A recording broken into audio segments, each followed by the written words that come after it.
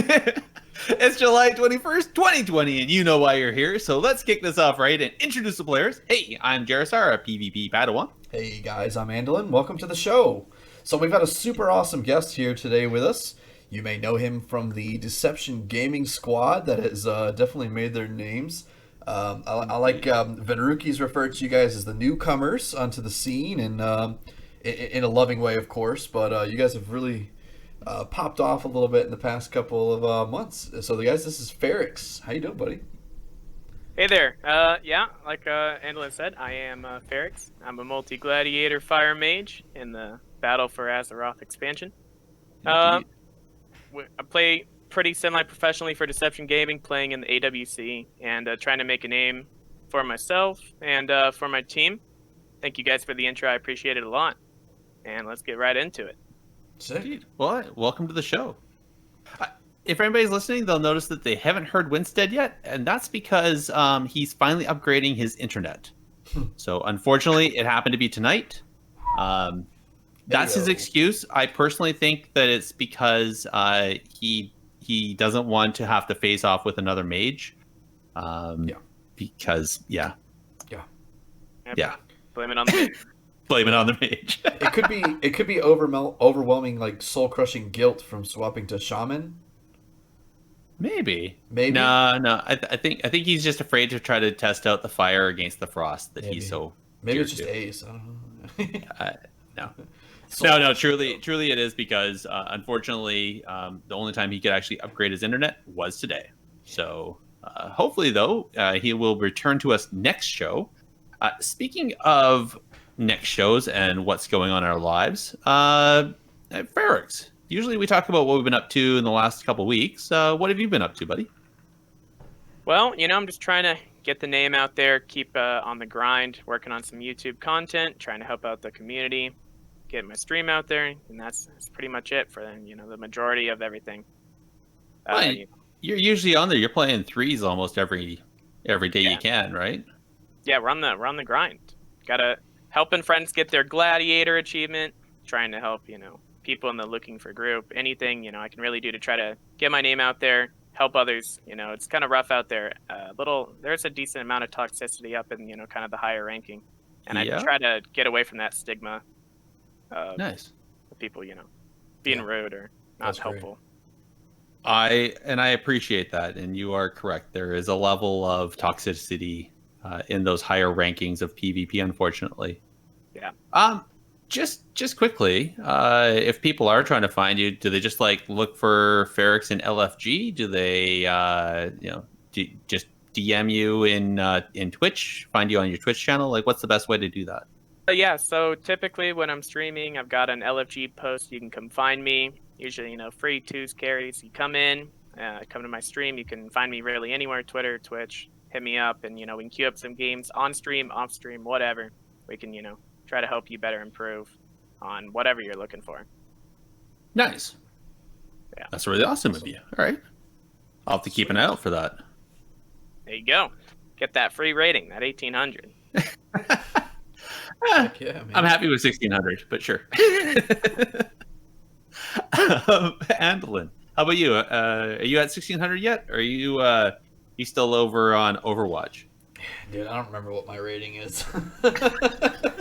It's gotten to that point, man. I just don't even remember. Ouch. I think I'm officially been ousted to the Shadowlands waiting room squad.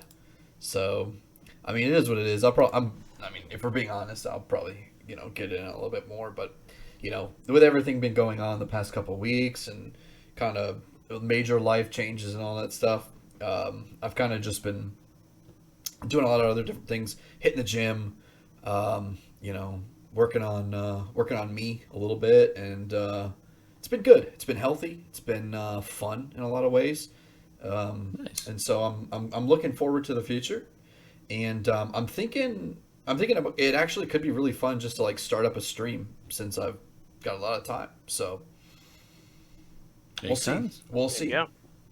But yeah, Overwatch has been a lot of fun, and I've been hitting the 7 Days to Die game pretty hard too. That's gotta love the zombie survival. So I have seen that often on your Discord status. I was like, oh, you should come Gee. play. it's not my style of game. Just like Death by Daylight as well. They've been talking about that on the Warcraft Radio Discord, but it's not my bag. Yeah, that's So fine. that's okay. Yeah. As for me, what have I been up to? I've been logging in every day. Just kind of, I'll be honest, just kind of messing around. I still doing a bunch of the dailies, going in every once in a while doing a vision.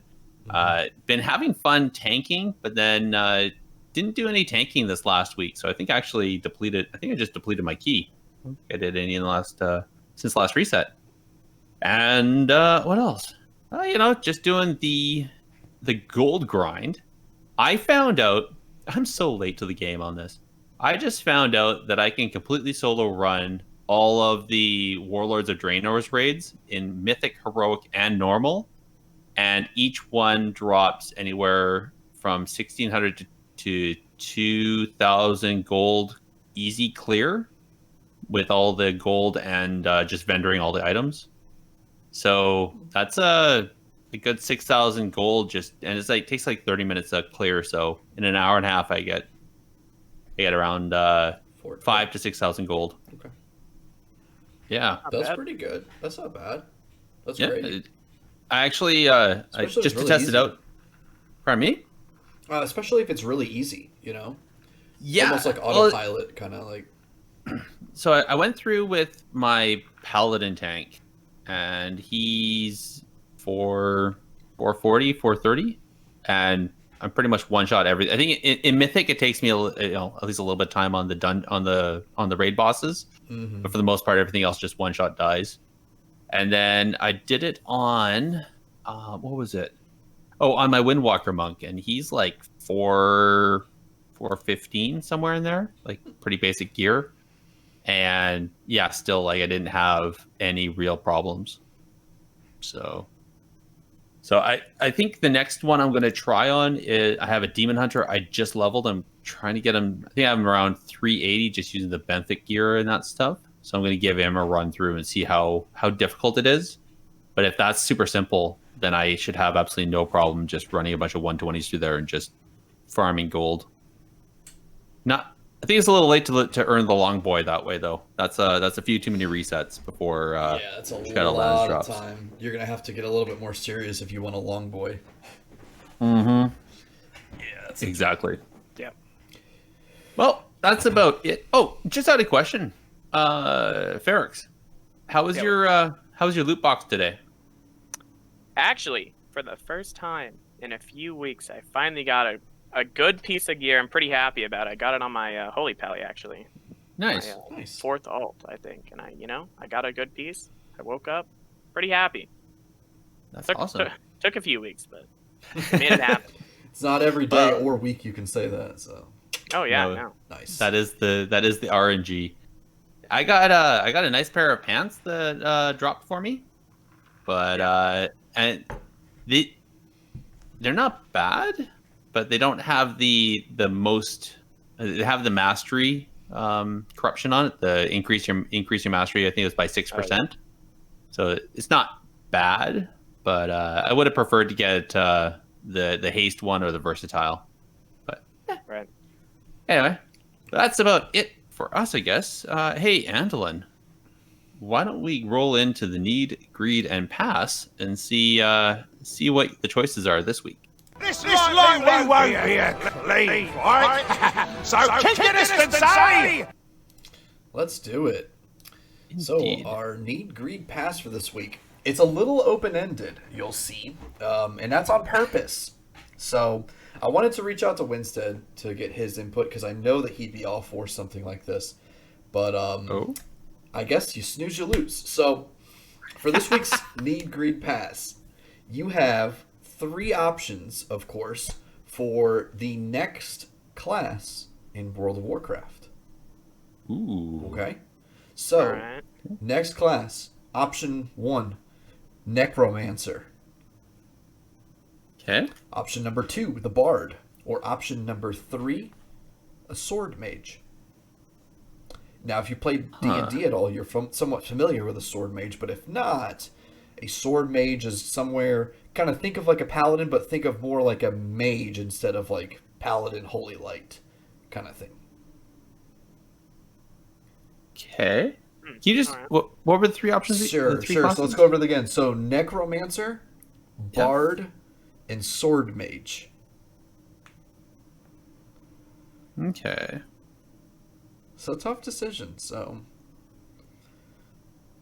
necromancer, bard, sword mage. Because I see the necromancer, right? You can have you can raise skeletons and you can raise the dead essentially to fight for you. It's kind of like a death knight, but like the wizard version of a death knight, kind of. You know? The bard, classic, right? Like this is Jay the Bard's class, right? Indeed. And of course the sword mage, a really neat twist. So I think I'm ready. I think I know what I would say. So, do you mind if I go first? Go ahead. Please. All right. Okay. So this is a bit of a tough one for me because I love my warlock and I love the idea of that whole war. The reason why I picked warlock was the initial classic theatrical. I remember when they did the cinematic and he had he like draws the energy out of the ground and blows people up and stuff like that, and down comes the infernal. Totally love that. But then I was playing it and I felt so tanky. I felt like I truly should have had a sword to be able to swing. And actually, not knowing any better, because I was, I think, like level 30 and still learning the game, I wanted to actually earn myself a Thunder Fury so I could walk around with a Thunder Fury and whack people and be a warlock mage or a warlock warrior. Obviously, I can't do that. But that sword mage, so the necromancer, the idea of like, doing that, it kind of throws me back to the whole Diablo and doing the necromancer there. Totally love that class. But truly, I think the sword mage is what I'd like to do. I'd need on that. Yeah. Get the sword mage, have the sword in hand, be able to cast things with one hand, and almost be like the Witcher, right? Now this is a tough one. So again, like I said, I like the idea behind the necromancer, but that's totally Diablo. I don't think it really belongs in the World of Warcraft. So I'm gonna go with Bard to greed Bard. Did you ever play Dark Age of Camelot? Dude, Dark Age of Camelot was my jam. How have we not talked about this? I have no idea. Okay. Yeah. I loved Dark Age of Camelot. Me too. Like, that is literally where this question stemmed from. Okay. So, see, I was wondering, it kind of tinged me a bit, because I used to play a Bard when I was in Dark Age of Camelot. I did too, yeah. That's right. That class is so OP. Heck yeah. So I'm going to go with Bard. And I mean, it's not like it's far-fetched in World of Warcraft. I mean, we already have the Elite Tauren band, right? You have that they have the skeletal rocker, the heavy metal. It's all there, right? Yeah. Can you imagine walking around like an undead with a heavy metal guitar, bone guitar, and be like blasting spells or something? Heirloom bone guitar. Be awesome. That doesn't give you experience, by the way, because that's being. So I'm going to agree on the Bard, and I'm going to pass on the Necromancer. I think the Necromancer belongs to Diablo, and it needs to stay in Diablo and die in Diablo. See, when I'm thinking about the Necro, though, I almost kind of think about it from the Dark Age of Camelot side, where you just become like a little shade, and you almost play entirely, if not majority-wise, through your pet, or through your skeletons, so to speak. Yeah. Okay. See, but I don't know. There's a lot of different ways that can go. Yeah. That's why I left this really open-ended, because I like it. I like it. Specific to anything, but no worries. Well, anyway, that's my choices and the reasoning why. But how about Pherix? Do you know what you would choose? I'm gonna have to disagree with you here. I really think a good take on a necromancer right now in WoW could really bring that extra little kick into the different classes. Like Spicy. being able to like mix together almost like a warlock mage and a death knight with like you could still cast the occasional spell, but maybe they're more crowd control based while you're doing your damage through your pet, or you're calling a ton of different pets to do something for you rather than oh, I called Infernal down, it's gonna do some damage a little bit. Instead, Sure. you have a pet that's really actually doing damage, or you're playing through your pet like Andon said. I think that could be definitely cool. So I'd probably need on the Necromancer. I'd really like to play that. Let's see. I think for Greed, I think I'd probably have to go with that Sword Mage. I'd definitely be interested to play sort of that mage with like a mixture of like a warrior with it. And I think that could be pretty cool, like a really cool design. Get in there for your damage when you're out of mana or whatever. Get that Mortal Strike. They give you a Mortal Strike, and then you can run away, blink away, kite away, fireball, or whatever. I think that could be a pretty cool design. That'd be pretty pog, actually. That would be insane. And they also have greater pyroblast. Oh yeah, pass on the bard. You gotta hit him with the Nova, Mortal Strike him, and then blink away and drop a meteor on him. There you go. That would be pretty cool. Oh yeah. You wouldn't even need a rogue anymore. Yeah, no, you do it all. Yeah. You know what? Just give him deep freeze. Yeah, there you go. Yeah. All right. I love it. No love for the bard. That's okay. It's actually neat because I'm actually going to need on the bard. Really? So this is awesome. We're all needing on unique options here. So I'm going to need on the bard, and I kind of see that as being like a really cool, almost like variation of the Windwalker monk. So like you know how like hit combo works with a monk, where you have to use like different abilities. Well, essentially what you would want to do with a bard, I think, is use different abilities that almost create like a rhythm. Okay. And those rhythms would, in the similar way to Dark Age of Camelot, buff your party. Right? So, but the challenge there is, making it applicable in a 3v3 situation while also still making it not overpowered or underpowered in a raid setting, because, if you can buff 3 people by 37 people, or 40 people. Yeah. That might be tough to balance, but I mean, I'm sure that's not possible, But I think that would be really neat, though, to where you can almost kind of like the way you play, it can create almost a different rhythm. You can kind of give your teammates speed, or you could give them almost like Lucio practically in Overwatch. Oh yeah. I think that'd be a really neat dynamic that I think a lot of players would enjoy playing. I think it'd be an incredibly high played class. So yeah, I can see that. That's my 2 cents. I think I'm going to greed on the Necromancer. Just because. Yeah, kind of. The way you talked about it, I'm not surprised. It's a tough decision because I mean I don't know, either answer I think could work for greed here. I think the Necromancer would be a really interesting spin and add a nice element there, because it allows people to it allows a lot of different things to kind of come into play here, and it kind of switches up 3v3's comps, because if you have something that is able to stay LOS while a pet attacks, where it can do most of its damage through there, or different types of interactions, really depending on how the class is built, I think could be really neat. It's tough, and I mean I'm passing on the Sword Mage, but I think that's all equally just as a good greed option, almost like an Eldritch Knight if you've played D&D before.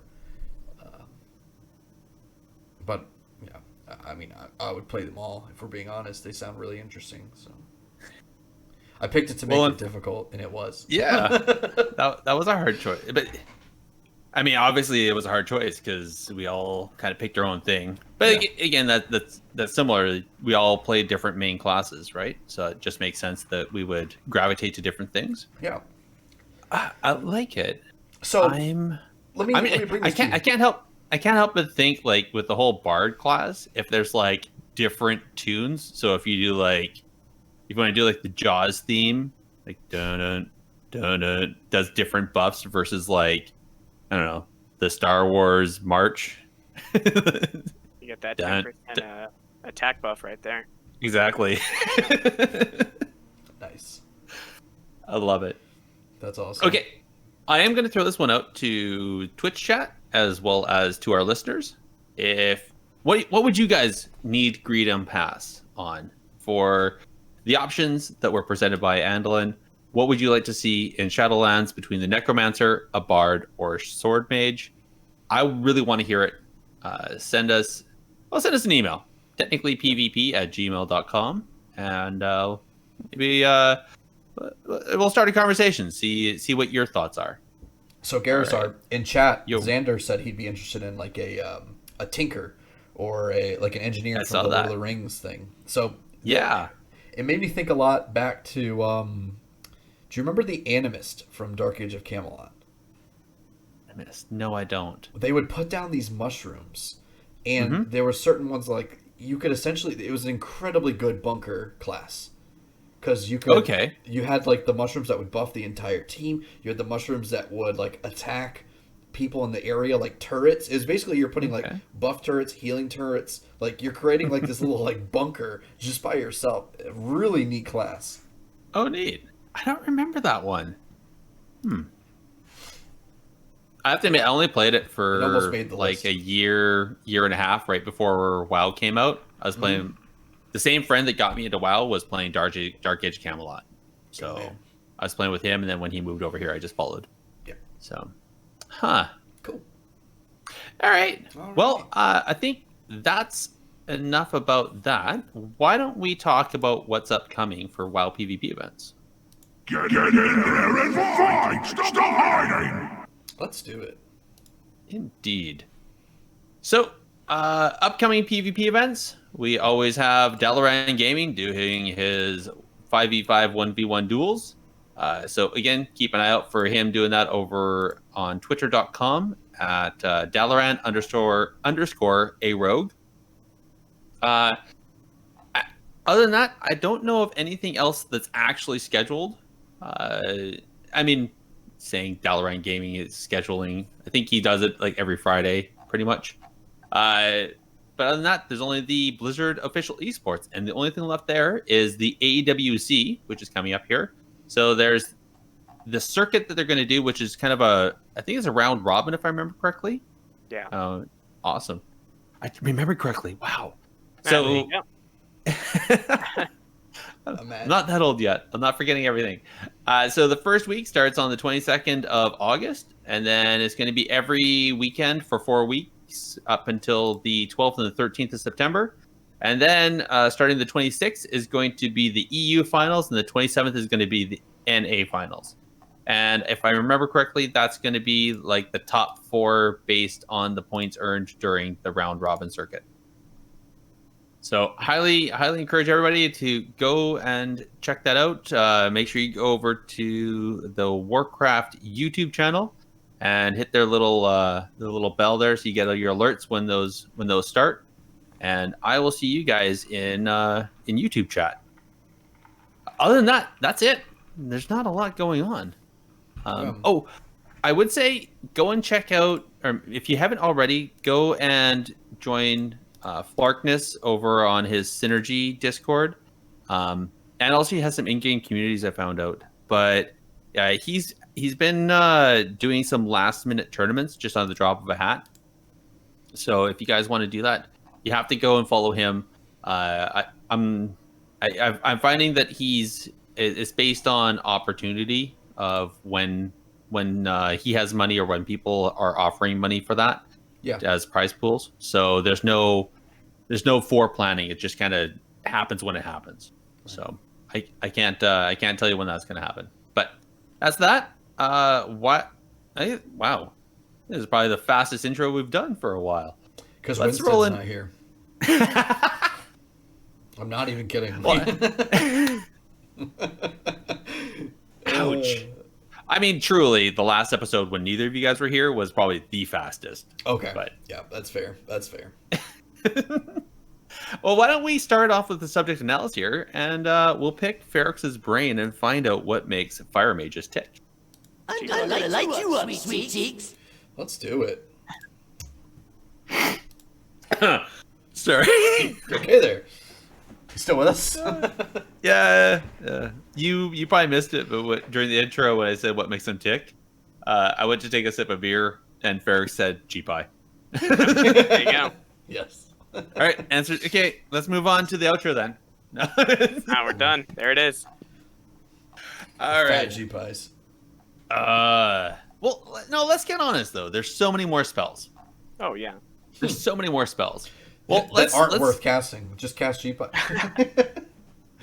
All right, That's not true. That's not true. That's right. It's not But true. I'm really curious about. Okay, so let's kick this one in the butt right away. So obviously G-Pie is important because it is such a massive punch, and I'm sure it is extremely rewarding when you're able to get the cast off, and get that giant bolt of fire to hit somebody's face. But out of the whole slew of abilities that you have, how important really is G-Pie based on all the other things you can cast? You know, I think it really depends situationally, because not only can G-Pie do it can hit up to 35% of somebody's health, but you can also use it to get a kick out of somebody. Mm-hmm. So for example, if you need to get a polymorph on the enemy healer, and they have a kick, you cast a Greater Pyro, they kick the Greater Pyro, leaves their healer open, and they can't stop the poly. I think that is more of what G-Pie can get used for, rather than just doing damage too. I think it's a really, really good ability, but obviously there are a very large amount of other abilities in the Mage Toolkit that can be used to pretty good use, I'd say. I mean, you're blinking, you got your polymorph, your counterspell, obviously. You have a lot of stuff. I mean, for example, you don't say mages playing G-Pie every single game. No. Especially in comps like Rogue Mage, where games are really fast-paced. Usually they don't play G-Pie at all. So it's not too much of a huge deal. Mm-hmm. But, maybe when you hop in a same composition, it's like a Warlock, where you're able to, train 1, 2, maybe even 3 greater G-Pies in a row. You can start racking up the damage, getting kicks out of the way, go for that free polymorph on the enemy healer, and there you go. Yeah. You're off and running. Okay, and that makes a bit more sense. It feels like everybody talks so much about the G-Pie, but there's no way that a full toolkit that a mage has really relies on one spell. I mean, we're talking Fire Mage, and we're not talking Arcane here, right? So, yeah. Well, it's just kind of Fireball right now is really, really underpowered. It's about a 2-second cast, and it maybe does 10k damage, and whereas a greater can be 4 seconds long, and it can do up to 150, 200k. Right. Okay. So it's almost why would you Ever cast Fireball? cast a Fireball when you can cast a Greater Pyro? Exactly. Risk versus reward. Yeah, pretty much. Now, do you I ever like it. run Tinder to be able to get to make Fireball worth it, and then that not fire starter talent, but that fire starter essence? Do you ever pair a bunch of stuff to where you think Fireball could actually be worth your while, so to speak? It's definitely. I mean, I think, especially in Rogue Mage, and other comps like Warrior Mage or whatever, a melee and a mage, they use Fireball more as with the fire starter and Tinder, just on top of each other to kind of reduce the cooldown of combustion. And because with fire starter, you get that 5 seconds off combust every time you hit a Fireball. So while you're doing, a steady amount of 10k, oh, you crit 15k, 10k, you're also farming your combustion back off cooldown. Right. So you're kind of getting that 2-for-1 special. And then Tinder, every 8 seconds you get that additional little bit of damage on that Fireball. Yeah. So it doesn't hurt anything really. It's not a terrible build. Yeah, but your damage, I think, would still probably averages out to be around the same over the span. Yeah, it'll be about average. Combust windows. Right. Okay. So you'll end up having combustion every maybe 1 minute rather than 2. Mm-hmm. Okay. Yeah. Good. That's enough. I mean, getting it that often. Yeah. That's okay. Every second or third kidney, you should have a combust available for it. Although it won't be a very large one. Maybe you don't have like a ton of Fire Blast, or you're not playing Lucid Dream to increase that extra damage. But regardless, you're still getting pretty good value out of that mini combustion. Yeah. Okay. And that makes a lot of sense. Like, again, it's that do you want to do the big burst where you can get shut down and just lock out, or you can do a bunch of mini bursts and, like you said, overall you get the same amount of damage, Right. averaged over time. But I guess then if you're going to do the mini burst and you're going for damage, steady damage over time, you're probably going to be running more for the long game and going into dampening versus the. Actually, no, you can't even say that, because the big burst is even just as important into deep dampening as steady damage, right? Yeah, it's very true. I mean, either way, both playstyles do really well in dampening. Depending on if it's 30, 40, 50% dampening, a combustion, whether it's a big combust or a tiny one, they both will probably do just about unhealable damage or very close to. And so you're going to be getting the cooldowns out of them, whether it's a Divine Shield or a Hellstone. It depends, but you're still going to be getting the cooldowns rotated out. Okay, makes sense. All right. Okay. Well, here, let's kind of we have kind of a standard format. We kind of just went off the rails there. But why don't we go into the standard format? We'll go through this, and then we can talk about maybe get more into the different situations as to why you'd pick X versus Y, and why. Yeah. All right. So obviously it's a damage class. Right. You guys have no off heals. I think the only self heal you have is Cauterize. Yeah. So we have Cauterize, and then we have Temporal Shield. That's right. If you take that as a talent, which you typically always have to. Makes but sense. Yeah, pretty much for your healing, not much else. Okay. So then you're totally reliant on your healer. Aside from those 2 points, you're totally reliant on your healer keeping you up. Pretty much, yeah. Yikes. And then support, obviously you have the polymorph, which we talked about already. That's the good old sheep or whatever other animal you decide to turn people into, depending on what you have clipped. What else would you consider support wise, like CC or whatever? I guess there's there's the Frost Blast for the root, right? Yeah, so you got Frost Nova for your 8-second root around you, which is pretty good if you're you have melee on you, you can kite away from them. You've got Ring of Frost too, which is the same diminishing return as polymorph, but just kind of a different way to do it. You have Dragon's Breath, so you put that AoE cone in front of you. Yeah, the good old DB. Drop the DB, kite away a little bit, and then Spell Steal too. You can grab enemy buffs depending on whatever they are, and use them to your advantage. Could be a Holy Ward from a Holy Priest, so you absorb the next CC. Could be a Frost DK proc, which is not useful at all. Well, not for you, but when you take it away from them, then they don't have it. Take it away from them, exactly. Or you can take Druid Hots away and stop their healing. And heal yourself. So yeah, that makes up for the no self healing. Okay. Here's I always wondered about this.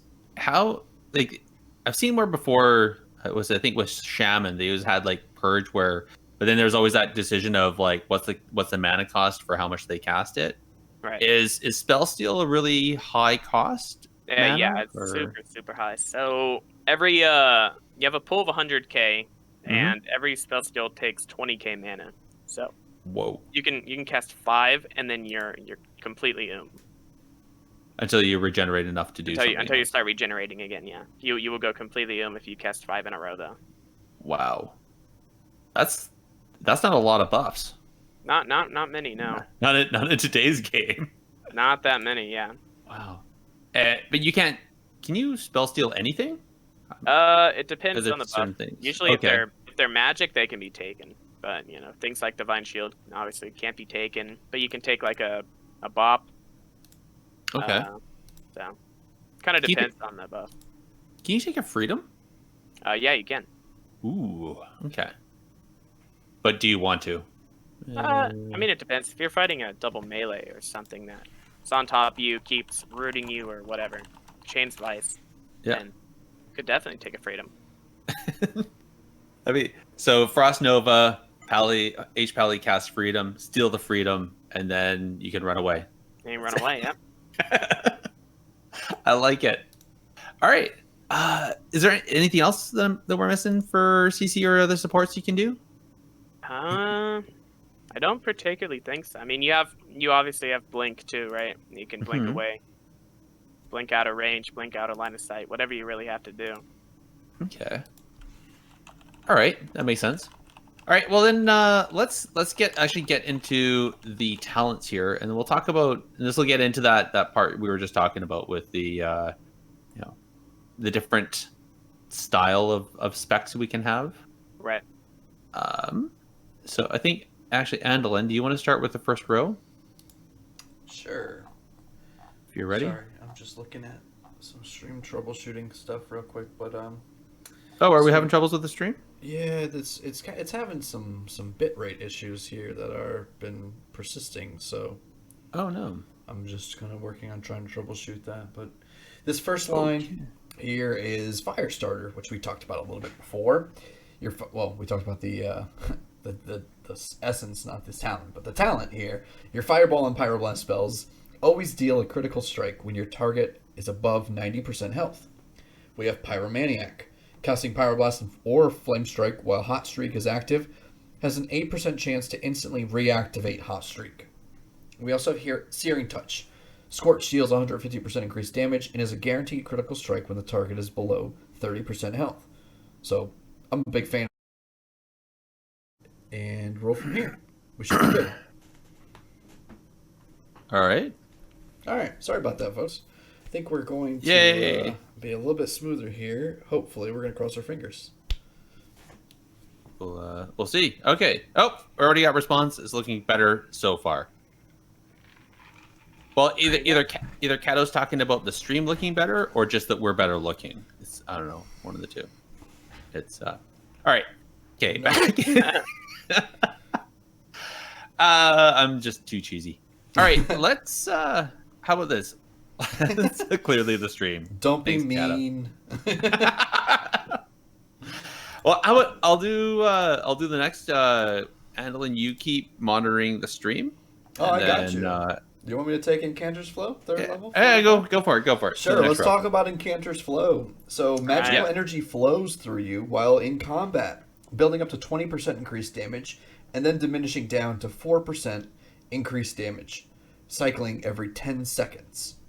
Very nice. We've got Mirror Images. Creates 3 copies of you nearby for 40 seconds, which cast spells and attack your enemies. Classic.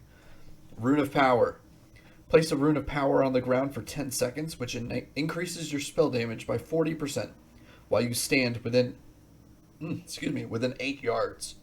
So, Incanter's Flow up to 20%, but cycles. Rune of Power 40%, but only while you're standing in it.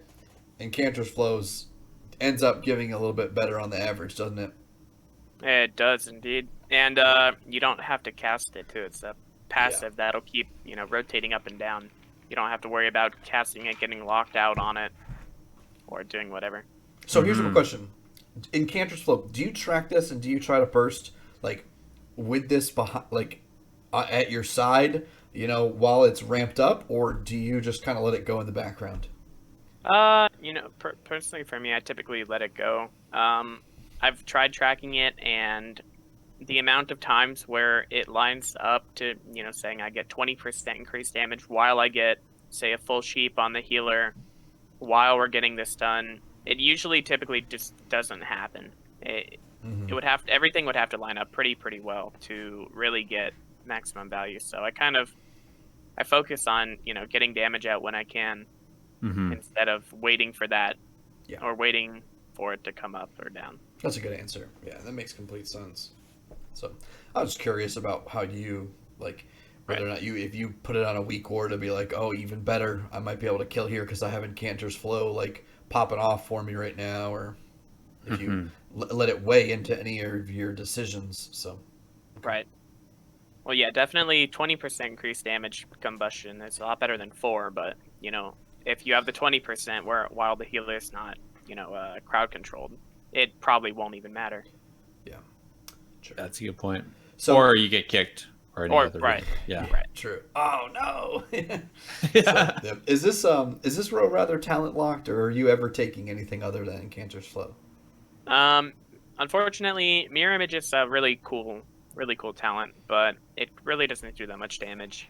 Rune of Power is pretty much good for anything not PvP. If you're doing a Mythic Plus, you're doing a raid, Rune of Power is really, really good because you're not going to get kicked and you're going to be able to sit in the same, general area. The biggest combust. Yeah, you're not moving all the time. Right. That makes a lot of sense. Yeah, I can. That must be the one that we saw. What was the Fire Mage on the MDI there, where I think they dropped that and then they combusted. Yeah, 2 and, million DPS. Oh, Yeah. The meter. It was all mage. It was like, Yeah. Pretty typical for a mage to do just insane damage with that Rune of Power there. Yeah, it was pretty crazy. All right. Well, let's move on to the other one. Let's pretend we're part of the Fantastic Four and Flame On. So Flame On reduces the cooldown of Fire Blast by 2 seconds and increases the maximum charges by 1. That sounds pretty handy. Alex Traz's Fury, which is on... Oh, sorry. Flame On, what was that? Okay, that's just that. Alex Traz's Fury is on a 45-second cooldown, and Dragon's Breath always critically strikes and contributes to Hot Streak. Ooh, that's handy. And Phoenix Flames. So it's instant. On a 30-second recharge, you get 3 charges, and you hurl a Phoenix that deals 75% spell power as fire damage to the target, and splashes 20% of spell power as fire damage to nearby enemies. Always deals a critical strike. That one sounds really cool, but I would hate to do that and then break a poly. That would suck. It's definitely not ideal. Mm-hmm. That one right there. It doesn't really do that much damage. Like, I think it could be used a little more if they actually got rid of the splash effect, because if you have a sheep right next to your kill target and you pop one of those, it's gonna break it. Yeah. Or but it the same. Yeah. Yeah, but 75% spell power is. I mean, that's not significant, but it's not. Does it do the same amount as a fireball, or is that less? I'm not I think sure. it does around 15k per charge on the main target. So it's not terrible. I mean, on instant cast, that's not bad. For an instant cast, 15k is pretty good. Yeah, it's not bad at all. But I generally Flame On, I think, is probably the top one. I mean, having an additional Fire Blast charge, and then having all 3 of the charges being reduced by 2 seconds, you're pretty much getting that back, and it won't break a CC mirror. Yeah, that makes sense. That's insane. Especially if you're playing Bracers. Right. Brazers? Yes. Yeah. So there's a pair of bracers from Mechagon. They're called Hyper Thread wrist wraps, and basically they have an on-use ability that reduces the cooldown of your 3 casted spells by 100%. So essentially what you're doing is when you're combusting with those, you do Fire Blast, Pyro, another Fire Blast. You hit your Mechagon bracers and it resets the cooldown of those Fire Blasts, so you can do it all over again. Oh my gosh! Yeah, Which, you're literally just like you're just like pew-pewing. It's insane. Yeah, you have combust up too. Oh my gosh, dude! If you were rolling, you drop someone in like 2 seconds. Is that 100-0? Pherix, is that what I see? You're like, okay, I got the go, and then I just hear you hit like a whole bunch of buttons on your keyboard and watch somebody flop. That's me hitting 2-4, 2-4, 2-4, 2-4, and then I hit the Z key for my bracers, 2-4, 2-4. Yep, exactly. Okay, and now I understand what's happening. Yep. Yeah. Pretty much what happens. What's the name? What's the name of the Azurite power that gives you the stacking mastery? Blaster Master. Blaster Master, yeah. Because when you keep up those 3 stacks of Blaster Master, oh my god, dude, your ignite will do like 70% of your damage. It's absolutely insane. Yeah, very, very large. That's why you see like the mages and the MDI. Typically, if you actually look at their damage breakdown, the top damage will be the Ignite Dot, and with the full Masterful set of Corruption, and I don't even have like, I'm still missing like 2, I think. I've gotten a maximum dot of Ignite in PvE at least to like 240k a tick. What? Oh Which, man. yeah. And people complain about Destro locks. Oh yeah, I mean, that's totally Fire Mage in justified. PvE is Yeah. it's very, very wild.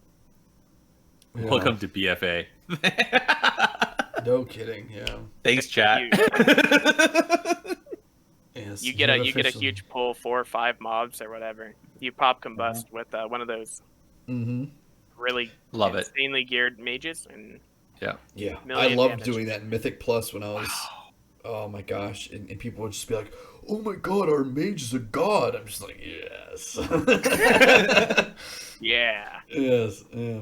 Yeah. Pop a pre-pot and everything, and like flask up just to like add those incremental Alright. gains. So Okay. anyway. Let's move on. Yeah. Andolin, go take a shower. You call me dirty. All right, so all right. let's see. 75 talent row. We have Frenetic Speed. Casting Scorch increases your movement speed by 30% for 3 seconds. Ice Ward. Frost Nova now has 2 charges. Useful. Ring of Frost. Summons a Ring of Frost for 10 seconds at the target location. Enemies entering the ring are incapacitated for 10 seconds. Limit of 10 targets.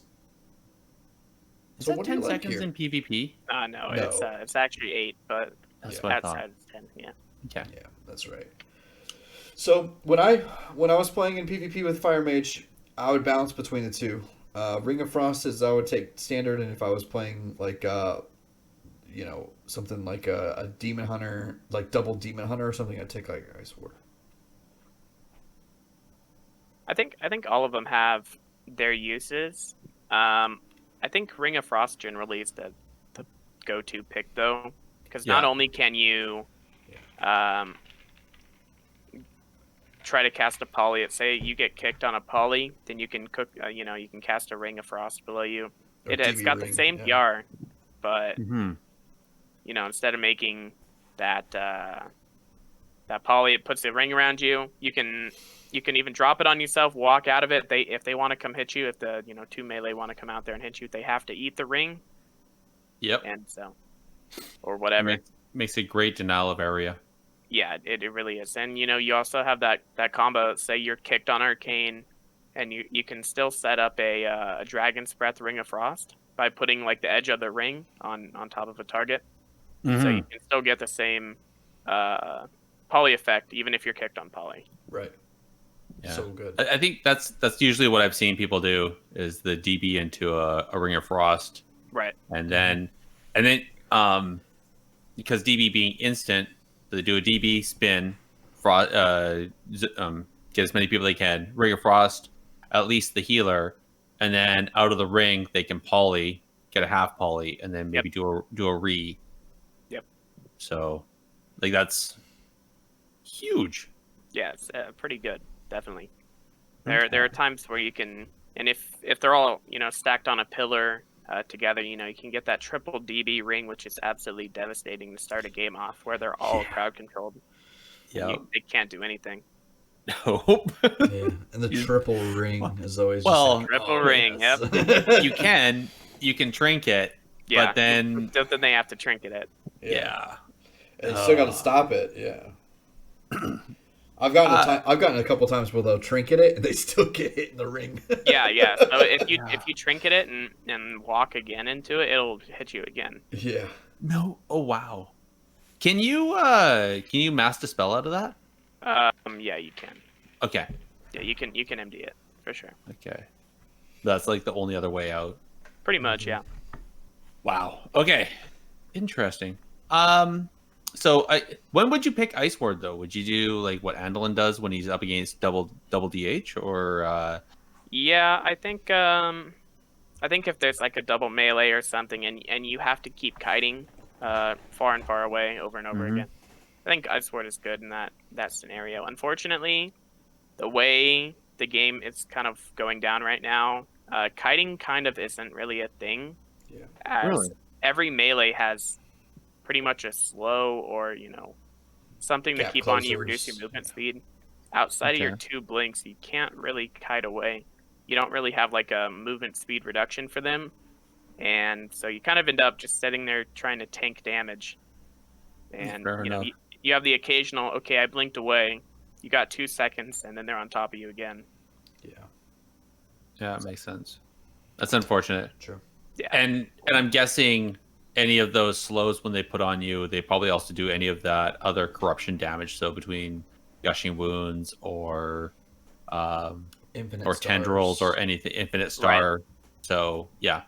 So either way, like every time they just hit that, you're probably getting hit with damage anyways. So Right, okay. exactly. So it's just better to sit there and, Okay. charge combust or cast greater pyro Fair. for whatever. Yeah. I can see frenetic speed being really handy for PvP when you're doing BGs. I'd agree. I think frenetic is really good when you're or world PvPing or doing whatever. That 30% move, you can kite pretty decently with it. I believe that. All right. Into the next one, then we got the flame patch, where your flame strike leaves behind a patch of flames which burns enemies within it for 8 times some other magical numbers of fire damage for 8 seconds. Conflagration. So fireball applies conflag to the target, which deals an additional 6.6% of your spell power as fire damage over 8 seconds. Nice little dot. That would be handy against rogues, I'm betting. Enemies affected by conflag or ignite have a 10% chance to flare up and then deal damage to nearby enemies. And living bomb. So the target becomes a living bomb. This is on an instant cast, by the way. And they take 24% of your spell power as fire damage over 4 seconds. And then they explode, dealing an additional 14% of fire damage to the target and all other enemies within 10 yards.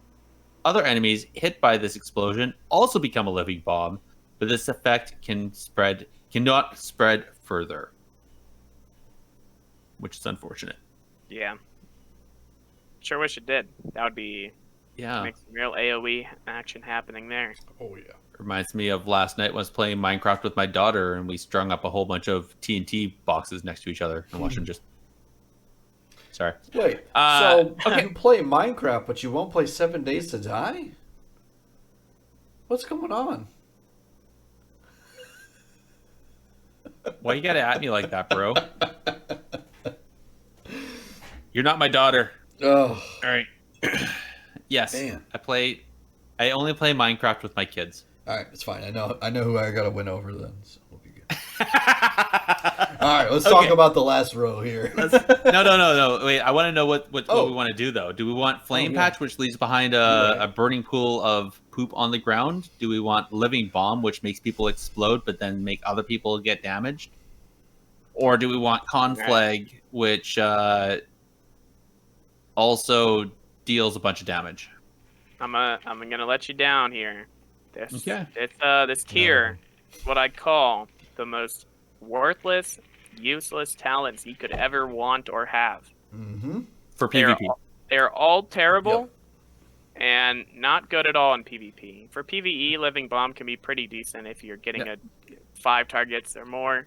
It still just doesn't really do that much damage. It's like 3k per Living Bomb. Yeah. Which, Well, that's not really. Yeah, it's Well, not. I see that 24% of spell power. That's not a lot. Yeah. Yeah, it's not that much at all. Okay. If it was, more close to like 40 or 50, then it could do some pretty good damage. But so basically, just about everybody has to take Living Bomb, due to the fact that Flame Patch and Conflagration can both break CC. If you cast a Flame Strike, it will leave a patch of fire. If you sheep it, and let's say the sheep that's a triangle formation, he barely walks into it, that'll burn him, break the sheep. Conflagration, you can't ever play it because if you fireball at all, if ignite is out, it has a 10% chance to flare up. It will break any CC nearby at all, and you can't let that happen. Yep. And then Wow. Living Bomb, don't even put it on your bar. Yeah, Yeah, you pretty much don't use it at all. The only reason I use it is to maybe put it on a rogue or a feral to keep them from getting a restill. Dot them back there, and pretty much it. Wow. Unfortunately, they're all very, very terrible. Yeah. Would Living Bomb work for keeping a healer for going from a drink? Yeah, so you can keep it on them, and they can Okay. stop them from getting out of combat. But pretty much, really, the only reason you use it, you don't have it in your Okay. rotation or anything. Fair. So, All right. yeah, Or you can just do what Andelin does and just not put it on the bar. yeah, Okay. could do that too. Close it up. All right. You get the last row there, Andelin. Alrighty, let's talk about it, man. We've got Kindling, your Fireball, Pyroblast, and Phoenix Flames critical strikes reduce the remaining cooldown on combustion by 1 second. Ooh. Pyroclasm, consuming hot streak, has a 15% chance to make your next non-instant cast Pyroblast cast within 15 seconds deal 225% additional damage with a maximum of 2 stacks. Meteor calls down a meteor which lands at the target's location after 3 seconds, dealing 260% of spell power, fire damage, split evenly between all targets within 8 yards, and burns the ground, dealing fire damage over 8.5 seconds to all enemies in the area. Meteor's the way to go, man. Yep, That's you're I've on the always money right played it. there. Yep. So Meteor's the way to go. And it's- Pyroclasm. yeah, Not it's good. huge too because if you pop or I guess meteors, that damage is affected by your mastery, right? So if you get 3 Right. stacks of Blaster Master and you pop meteor, it does an insane amount of damage compared to without any stacks. Right, yeah. So ideally, wow. because Meteor is We're skipping affected ahead by a your little here. Ignite, putting that stacking up the mastery, dropping a Meteor will not only make it do more damage, but it will also put a big dot on them.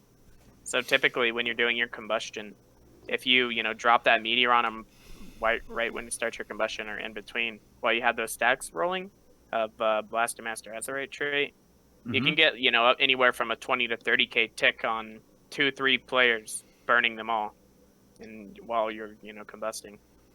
Wow. Yeah.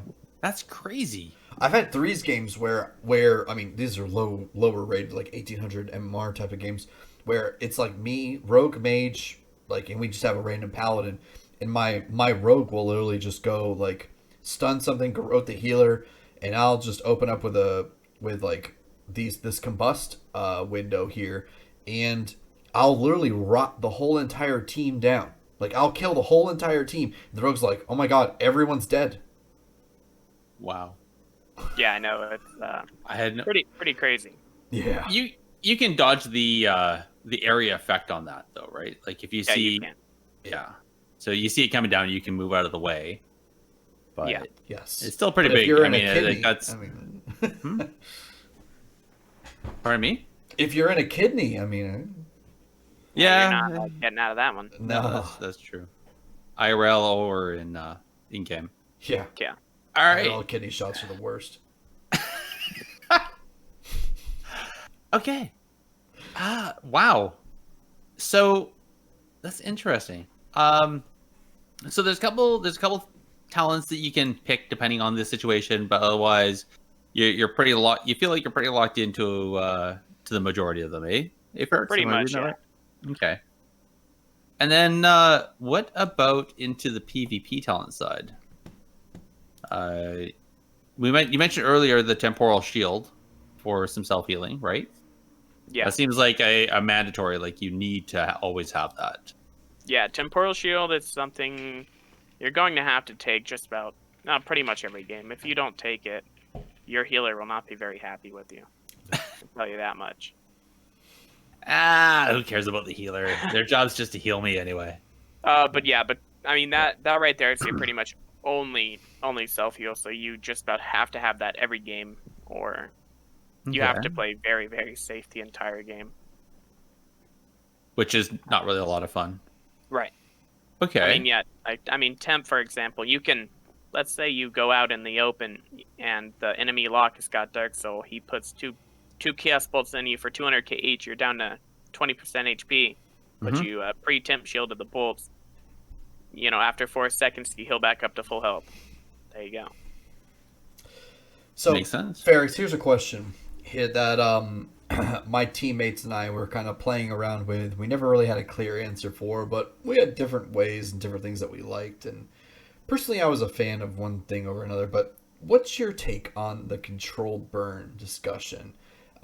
So, controlled burn, Garrusar, and everyone else, what that does is that's the PvP talent that stops your ignite from spreading to other targets. Because if you don't take controlled burn, your ignite spreads. But taking control burn just means it puts all the ignite damage onto that single target.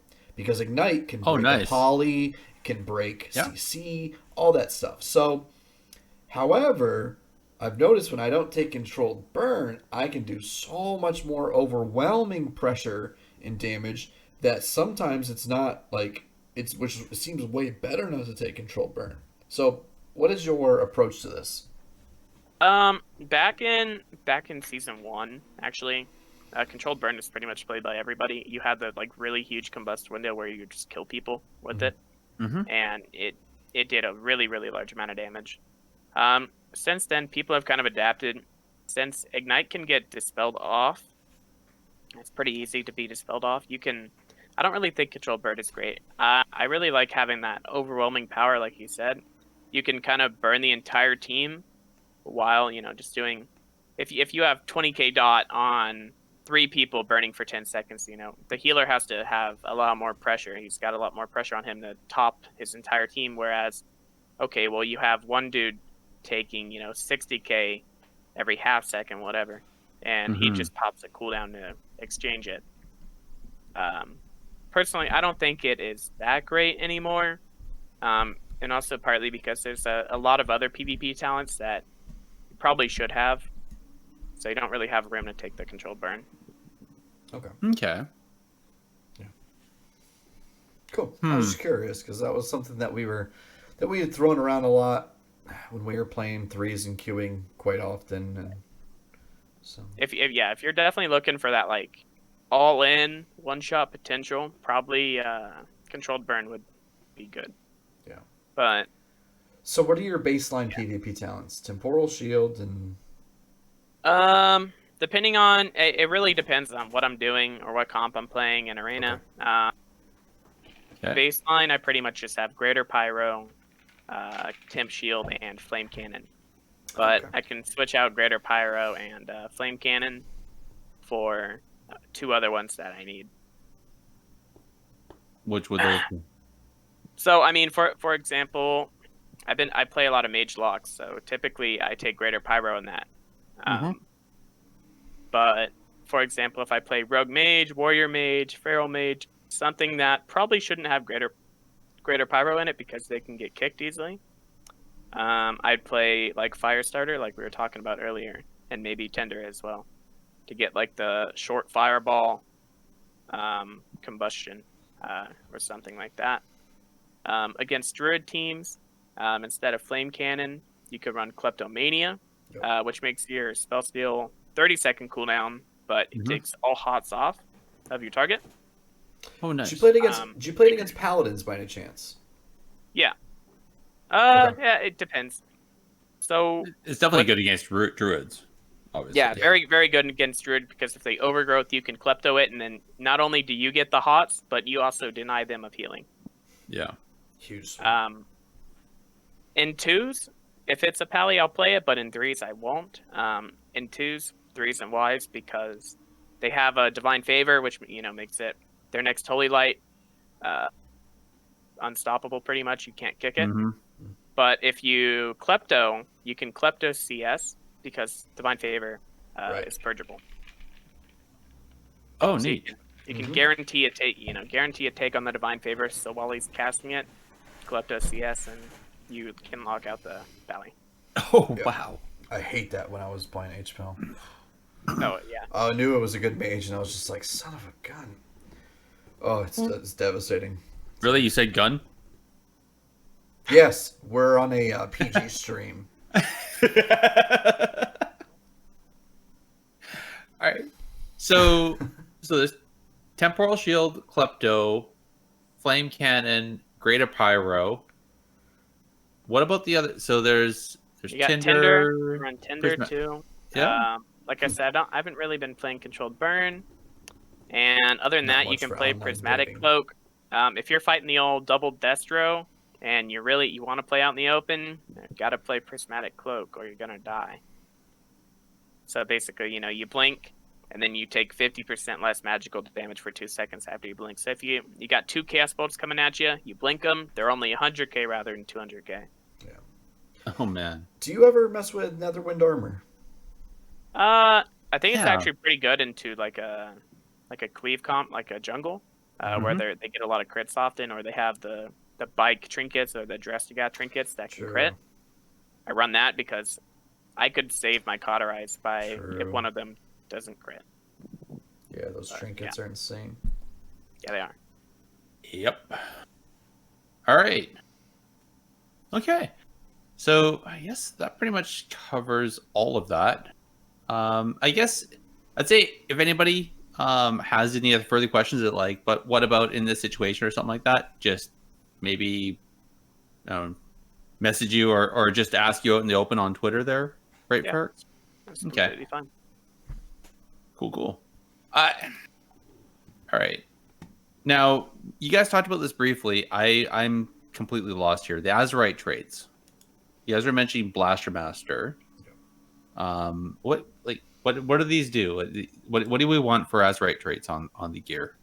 Okay, so obviously Blaster Master, your Fire Blast, which is your instant cast, it increases your mastery by I think around 400 to 500 ish, depending, by 3 seconds, and it stacks on top. Yeah.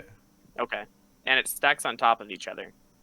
So if you play 3 of them, you can let's say you get 900 mastery for 3 seconds, and then if you triple Fire Blast, you can multiply that by 3, so you get 2,700 mastery, which is a huge amount. It's an insane amount. And your mastery adds to your ignite dot. So the more mastery you have, the higher ignite dot you get. You just do a very, very huge amount of damage. Wow. Yeah. Okay, quick question. Does the ignite dot, does it snapshot? Do you have to reapply it? You have to reapply? Okay. So if you want to snapshot a meteor ignite, you got to, shoot your meteor out and then get your Blaster Masters. Make sure, because it snapshots before it hits the ground, right as it enters the sky. Okay. You gotta, oh, wow. Yeah. So you can have actually it coming in and then stack your Blaster Master. So Yep. Yep. Boy. The timing actually is really. It feels so good. It feels really smooth. The burst window. It's so fun.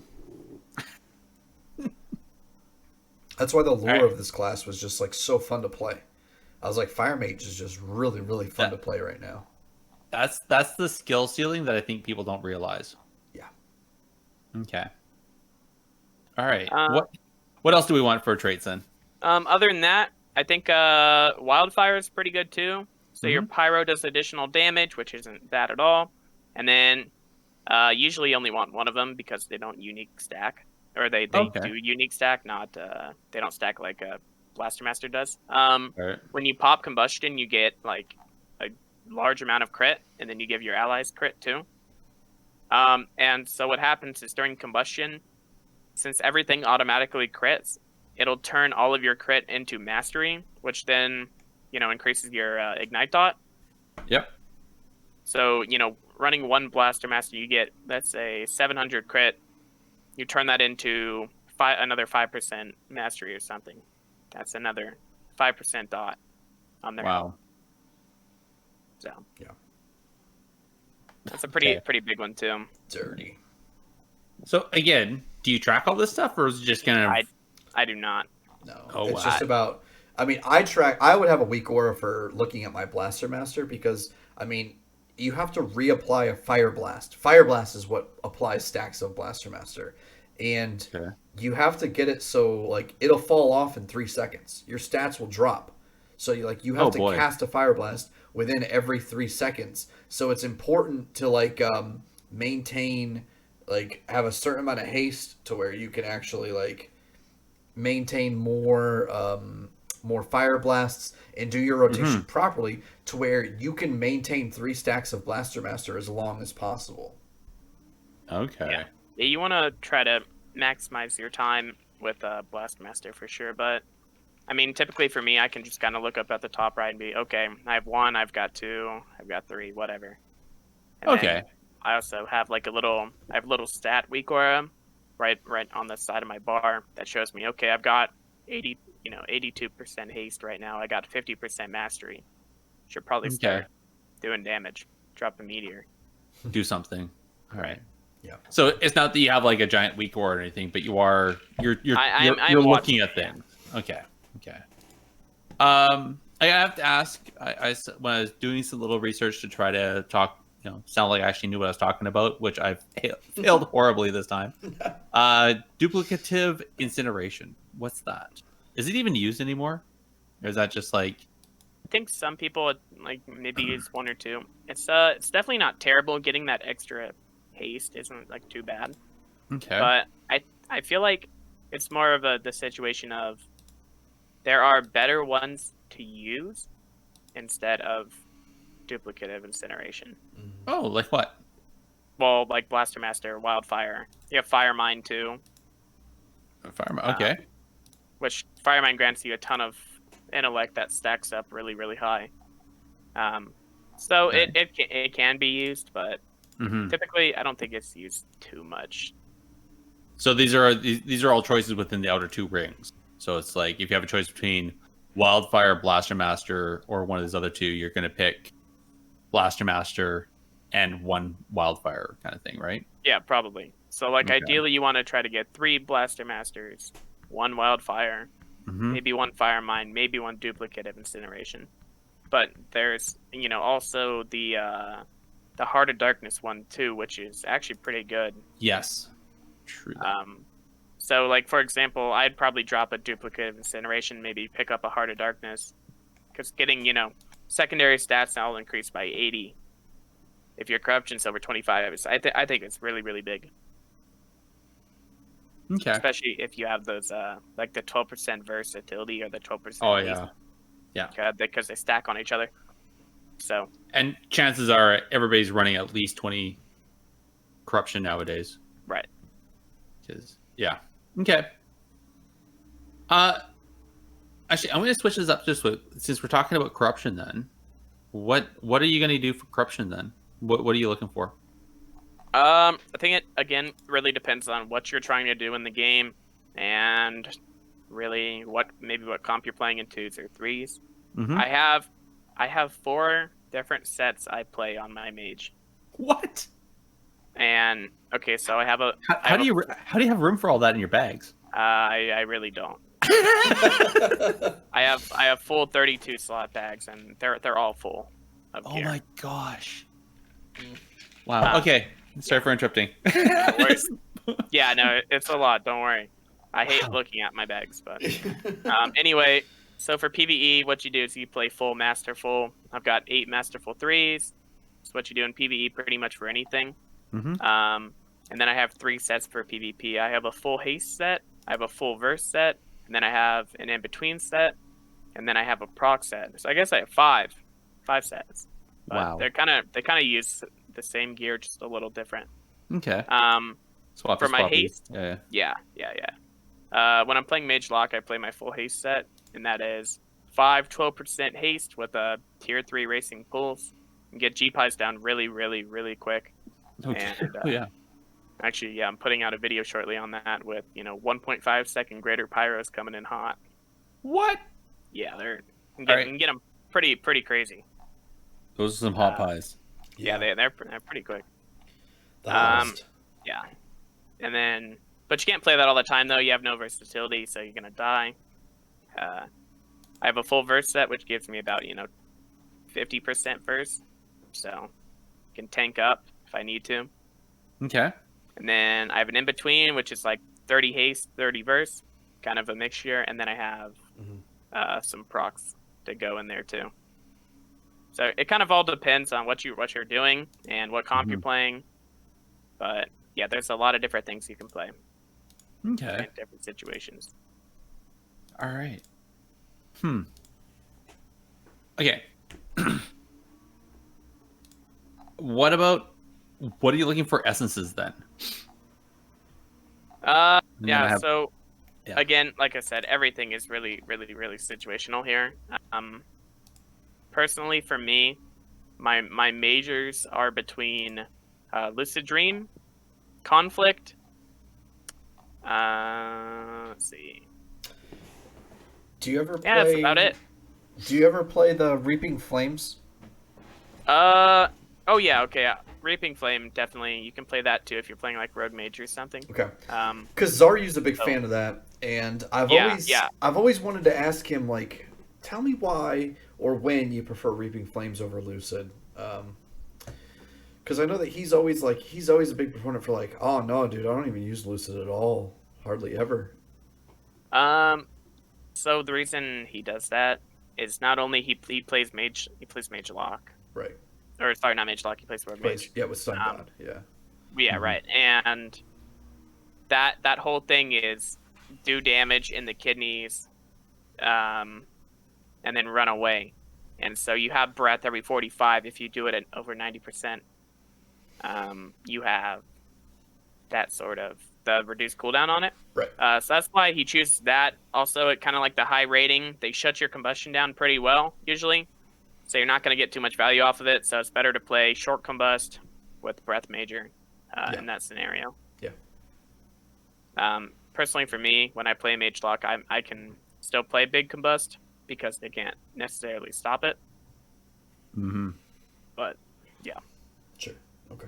That's good. And then Conflict, you can play Conflict Major too if you're dying or whatever you need.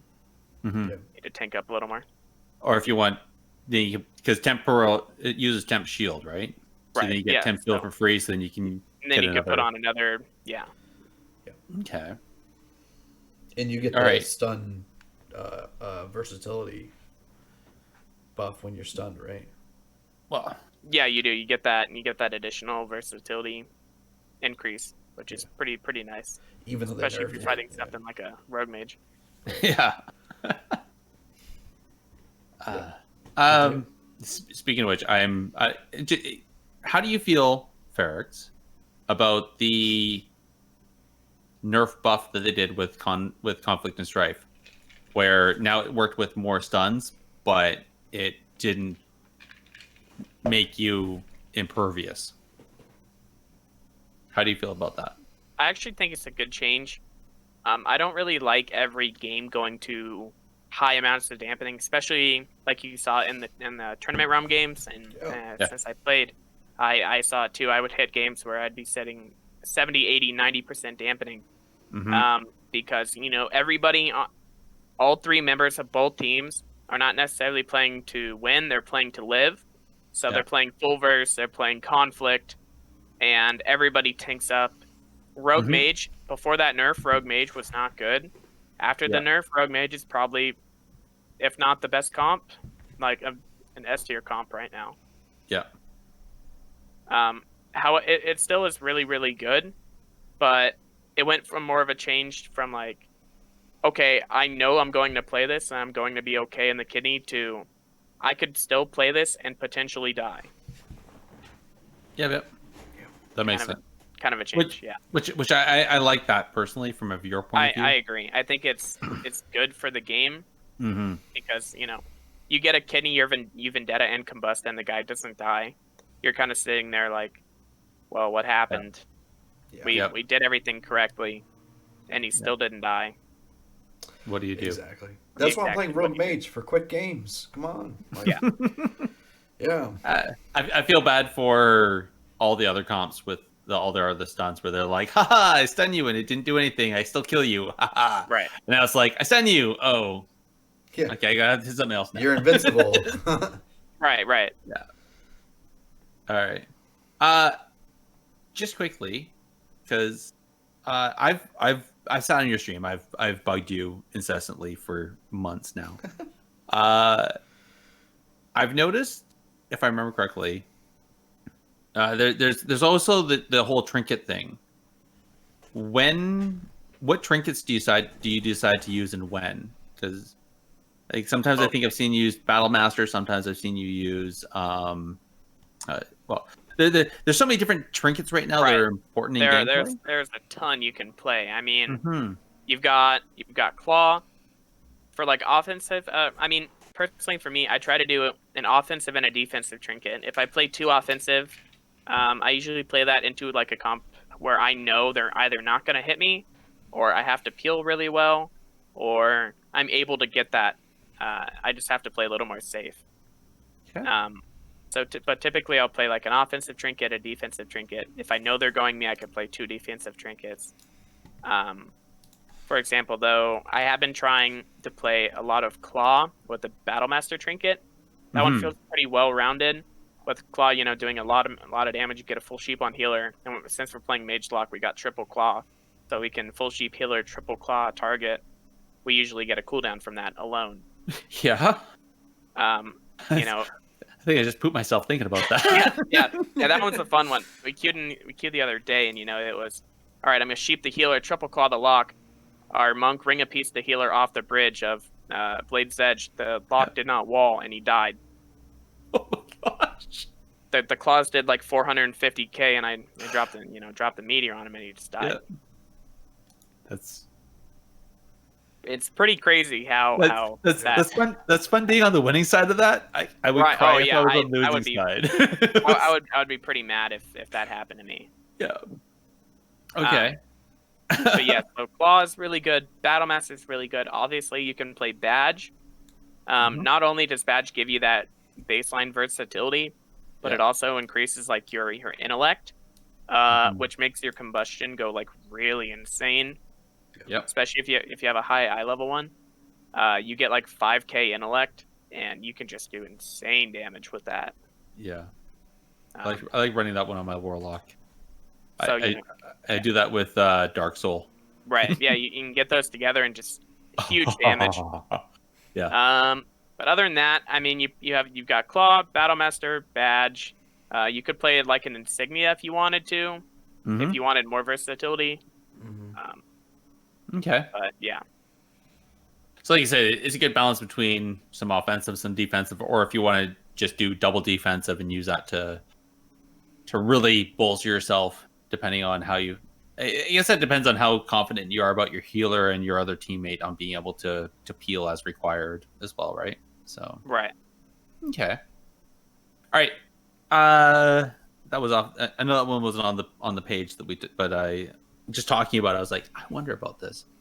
One other thing I kind of wonder, because again, I tried to educate myself so I didn't sound like a complete idiot. Statistics. There seems to be, when I was reading, there seemed to be a bit of an argument about what the priority is. Like, what are you looking for? You're looking for haste and then mastery. You're looking for mastery then haste. Versatility. Obviously, that's a good all around, which seems to be the go-to over on Tournament Realm, but I don't think that's what it is on live. Like, what? So the way the stat priority works is that you pretty much don't really care about crit. You don't really care about mastery, at least in PvP. You just don't worry about them at all, and then you focus on haste and verse. Okay. So depending on what comp you're playing, you could either play a more haste spec, or you could play a more verse spec. Obviously, if you play more haste, you do more damage.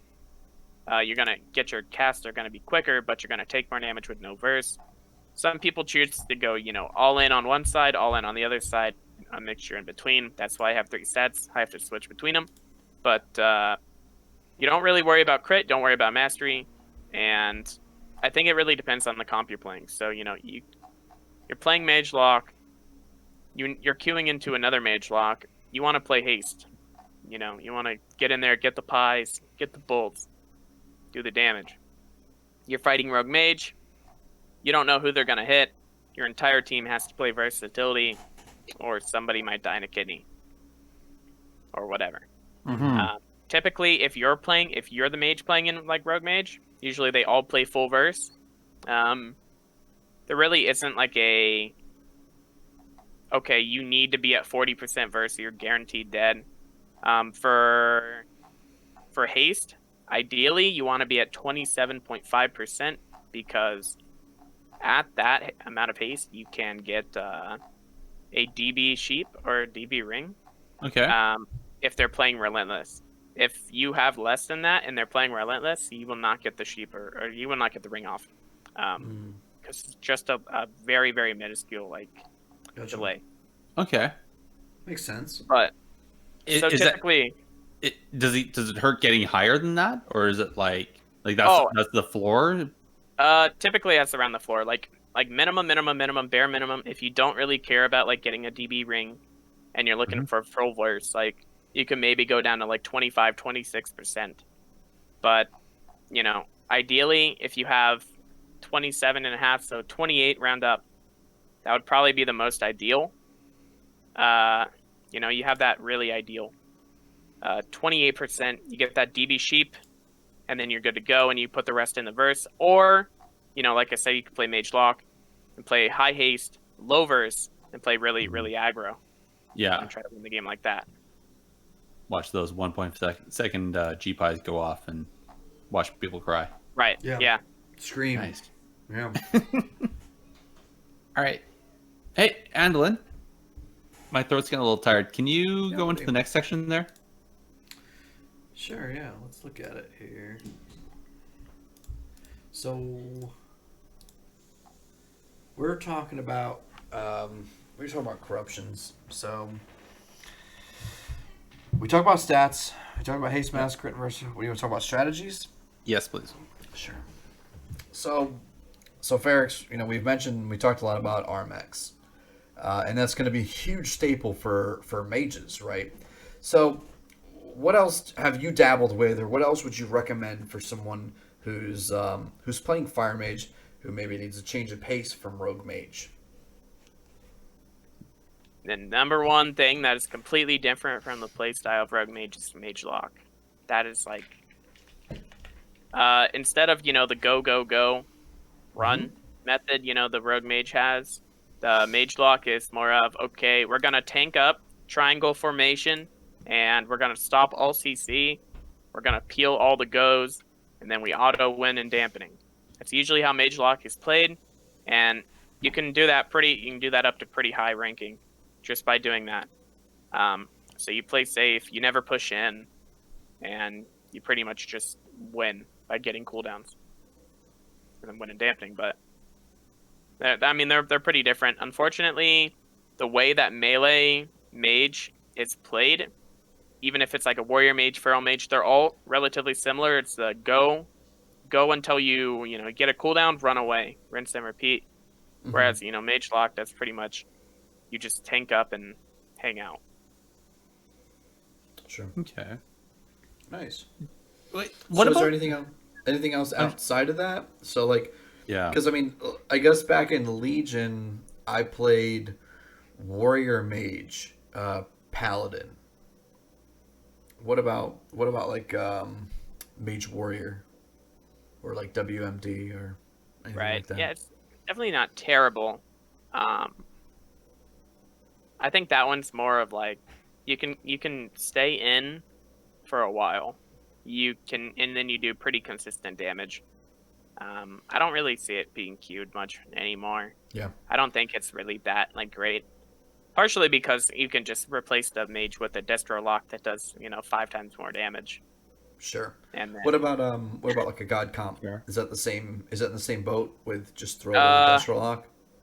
Yeah, it's pretty similar. Shadow play, I think it's just a lot better in God comp. I've queued into a few God comps, and we queued into Jamili the other day playing it, and these are insane, really, really good players playing that comp, and it really didn't feel that scary. Yeah. Wow. Okay.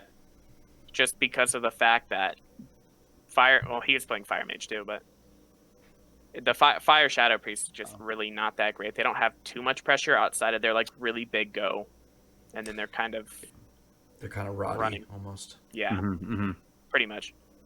Okay. Interesting. So go ahead, Garrison. Sorry, just one question. You guys are saying X for the healer. Are there specific healers? Like, it seems like RM Pala seems to be the big one, but then there's also the Mistweaver. Obviously, Resto Druids have fallen off of the S tier, but is there like, am I wrong with that, or? Yeah, so Druid right now is kind of in a terrible position because the damage is very, I guess, spiky. Mhm. Like, it's not like okay, I'm rotting you down the entire game, unless you're fighting like a very certain amount of comps, which Druid is really good into. Unfortunately, it's not how it is, so they have to burn a ton of mana, so they have to drink really, really, really often. Yeah. Yeah. So they kind of have fallen off, unfortunately, there. Right now, meta is definitely Holy Pally and Mistweaver Monk, depending on what you're playing. Mhm. If you're playing Rogue Mage, you usually play it with the Pally. You can play it with a Priest, but in my opinion, I think Ineffable Truth Pally is quite possibly the best healer in the game by far now. Do you think Yeah. Arsham belongs on a seat at that table? I don't really think so with Mage, unfortunately. Okay. It doesn't feel that great. Arsham is kind of in the same boat as Druid. It's kind of just fallen off, and I don't know. I can't really heal through too much of that like gigantic damage. Yeah. Interesting. And then what about Priest? Because Discipline also, they've been in a rough spot for a long time now. But, Right. An RMP is the classic move. Yeah. But Yeah, it the seems classic like- RMP. Well, I think they're kind of in the same boat as Druid, whereas they very very quickly, Right. but Mhm. if they do a lot of damage in your go too with Dark Arc as well as their own damage. So, for example, you can really get in there and do a huge go with the RMP, and then you can run. But you only have a certain amount of goes until you eventually run out of mana, and then you're done. Hmm. So. Yeah. Yeah. My only thought was maybe Druid could still be relevant, considering the amount of control that Rogue Mage can put out there, to where the Druid could offer enough that incremental amount of control to where they almost can. The Druid's heals can easily keep up without having to burn obscene amounts of mana. But Yeah, it's definitely not. It's not terrible, but you just have to look for drinks more often than you do with for example, Pally right now you barely ever have to drink. right. Monk you only have to drink if you had link dampening. Yeah. So, and I mean, why would you play Druid when you can just play a monk where you have a cocoon every minute? Yeah, exactly. Silly question. What about Holy Priest? I feel like it's more of a gimmick. Yeah, only if you're above 600 corruption. Actually, Mage Holy Priest is a pretty good twos comp. I remember Varen played it pretty high last season, and they did. I mean, you pretty much either have to kick a G Pie or G Heal, one of the two. You can't kick both. True. Oh my gosh, that's insane. But that other than twos, I don't that think sounds it's so stupid. Why would people? Oh yeah, pretty good. Pretty good. I hate twos. All right. All right. Hey, Andelin, you brush off your mage, and I'll switch my disc priest over to holy. Dude, let's do it. I mean, All brush right. off my mage. All I have to do is press G. Greater Pyro, Greater Pyro, Greater Pyro. All right. Last two questions. How do you win? Like, what are you looking to set up to win? I mean, typically win condition for really any comp is you get a stun on your target, you get something on the healer, you press combust, and you hope. You hope they don't have a cooldown for it. Okay. That's pretty much just about it. I mean, doesn't That's- get much harder than that. No, fair. I mean, Yeah. that's how I win chess. I just make sure that I get checkmate, and it's done, right? Just I mean, win. that's pretty much it. You get the kitty, you get the leg sweep, whatever. You get something on the healer, unless you're killing the healer, then you sweep the healer or kitty the healer, Okay. and then you go. And you really hope that that you kill him. And you pretty much keep doing that until either they run out of cooldowns or they're out of mana to heal through it.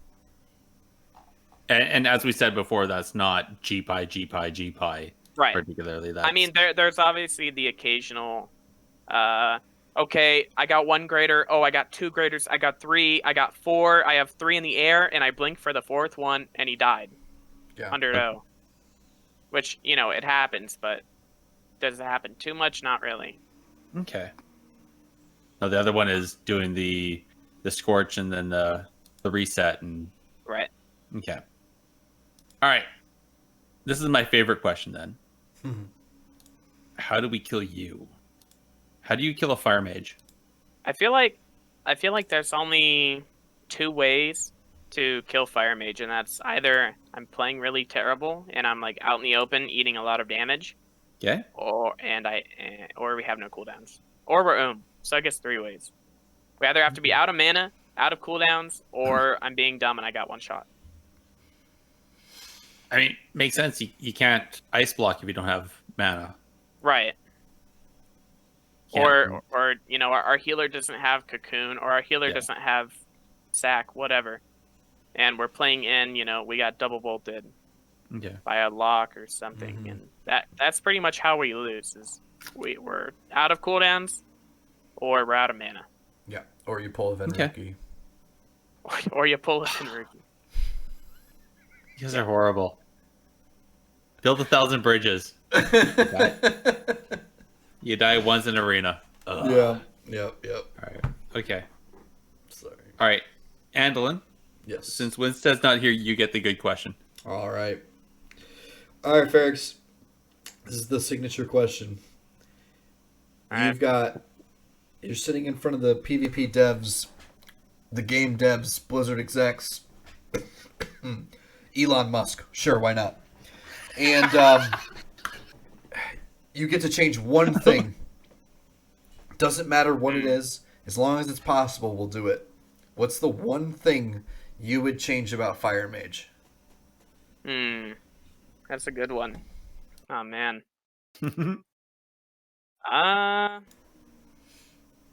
I feel like, well, they're already bringing back like a lot of stuff that I'm interested in, like Alter Time. I've always wanted Alter Time back. You know, and we have a little kiting, more kiting potential now. I feel like I kind of wish Greater Pyro would do less damage, but it would be on a shorter cast. Okay. So I'm thinking, you know, instead of, or I guess this one, it would be like make Fire Mage do more damage outside of their, you know, burst rotation.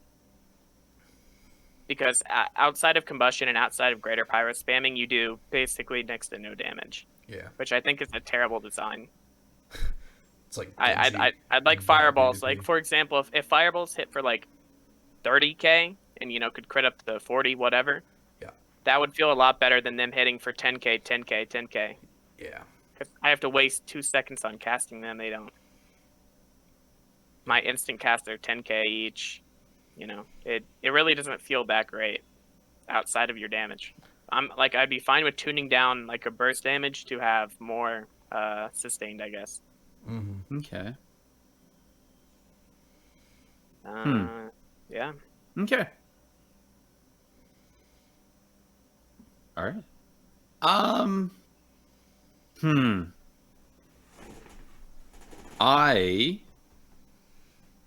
I would like fire mages to have, where like frost mages have their water elemental. I want fire mages to have a little fire pet, Oh, That'd be cool. a little fire elemental, and have him do like so like with the water elemental where you can do like a little frost nova ranged. Have the little fire elemental be able to do like a little mini Flame patch or like a little mini meteor. Oh, okay. that's cool. Yeah. I think Elisham has that. You know, they have their little elemental and they can Yeah. meteor people with it. Yeah, Yeah. I know they have the earth, I can't remember what the fire guys does. I only remember seeing the earth key. I'll have to play them again. All right, that's mine. At least I don't know. Cool. Andolin, what would you ask the devs to do? Man, I was gonna say deep freeze, but I think that belongs to the Frosty Boys. I think so. I think so. So I gotta throw that out. So Well, I mean, you can do whatever you want. this is true, but I don't know if I want fire mages to have deep freeze. You know what I mean? I just Yeah. Sure. I don't know if I want that because then you're like looking at nerfs. You know what I mean? Yeah. Take the good with the bad. So, what I think I would do is I would make the hyper threaded wrist wraps a talent on that 90th level talent tier and actually give you some better options. So what I would change is I would actually revamp that 90th, that completely worthless row of talents. That's what would be the one thing I would change. I want some fresh outlooks, like some different type of abilities there, and I would take the hyper threaded wrist wraps and turn them into a talent. I like it. All right. Hold on. I was gonna. Yeah. Hey, Ian. Yeah, we figured out what we're gonna do for fire mages. Yeah. Yeah. I'll call you later. Bye. There you go. Love you. There you go. There you go. I don't know why I wanted to do that, but I did. Okay. All right. All right. I think we're pretty much done. Yeah. Is there anything else about fire mages we haven't covered that you think that's important? Either of you. Okay, we gotta ask this last question though for Winstead. Winstead was consistent on the fact that if you just spam cast Pyroblast, Greater Pyroblast, you become such an inconvenience that you pretty much can win games. From my experience, I found that to not be true.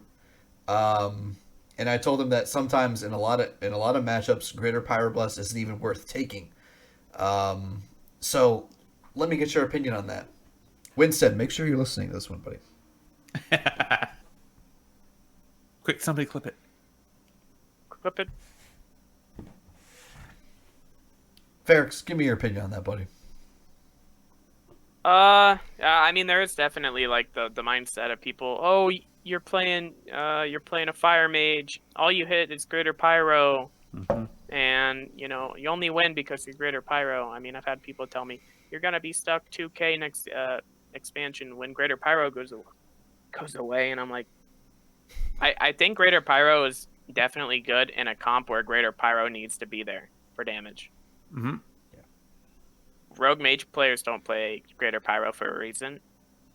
If they needed to, they would, but they don't because of the damage that both of them do, especially with rogue and gushing winds. Yeah. If you're playing mage lock and you're playing fireball, you're not going to do any damage as mage. So that's why you got to play greater, or else they put every kick into your lock too. So yeah, you just sad. So yeah, it comes down to that. If you only have so many kicks and there's two people to kick. Yeah, pretty much. Somebody's gonna get some damage off. Yeah. Right. Okay. Last question. What's up? Is it ever worth juking with Greater Pyroblast, or do you just let him kick you and just cast a different school? Oh, I juke with GPI all the time. Okay. Cool. I can take it up to like 50% juke, and then I give them I do that 75 and then juke it again. If I cook one for the third time, they're probably gonna kick it, and then I can juke that. It probably seems like a waste of time, and it probably is, but you're not gonna do really any damage nice in to that juke window people on either a way. 3 second. You juke people on a 3 second cast, Mm-hmm. There was an interesting comment I saw on Twitter with some of the new the soul conduits. Yeah. And it was the thought of what would it be like if a soul conduit, if there was something in game that gave a beneficial benefit for juking.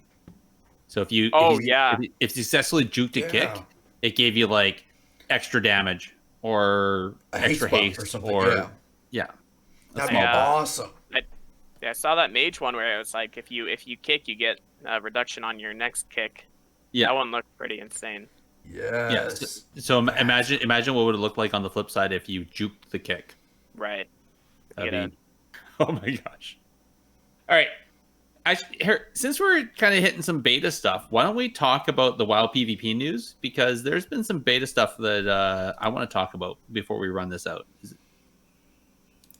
All right. Ordered up an extra large can of whoop ass.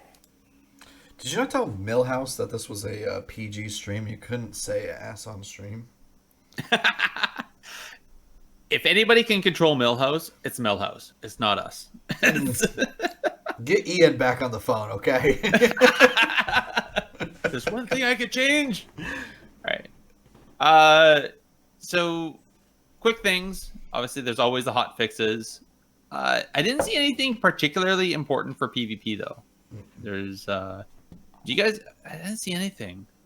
I guess classic wise is important. The area, if you go out, you can't go out of bounds in certain places in Warsong Gulch anymore on classic. They blocked them all off. Yep. So that's cool. Yep. I'm just trying to think that's about it really. Did you guys see? Pretty much. Did you guys see anything that picked your brain? I don't particularly think so. Nah. Okay. Yeah. Yeah, nothing jumped out. Classic. Okay. The other things. Oh, sorry. What? I was just gonna say if the news today about the new trinket in Shadowlands. That's coming. Yeah, you got ahead of me, man. Yeah. Let's get. You're worse than Winstead.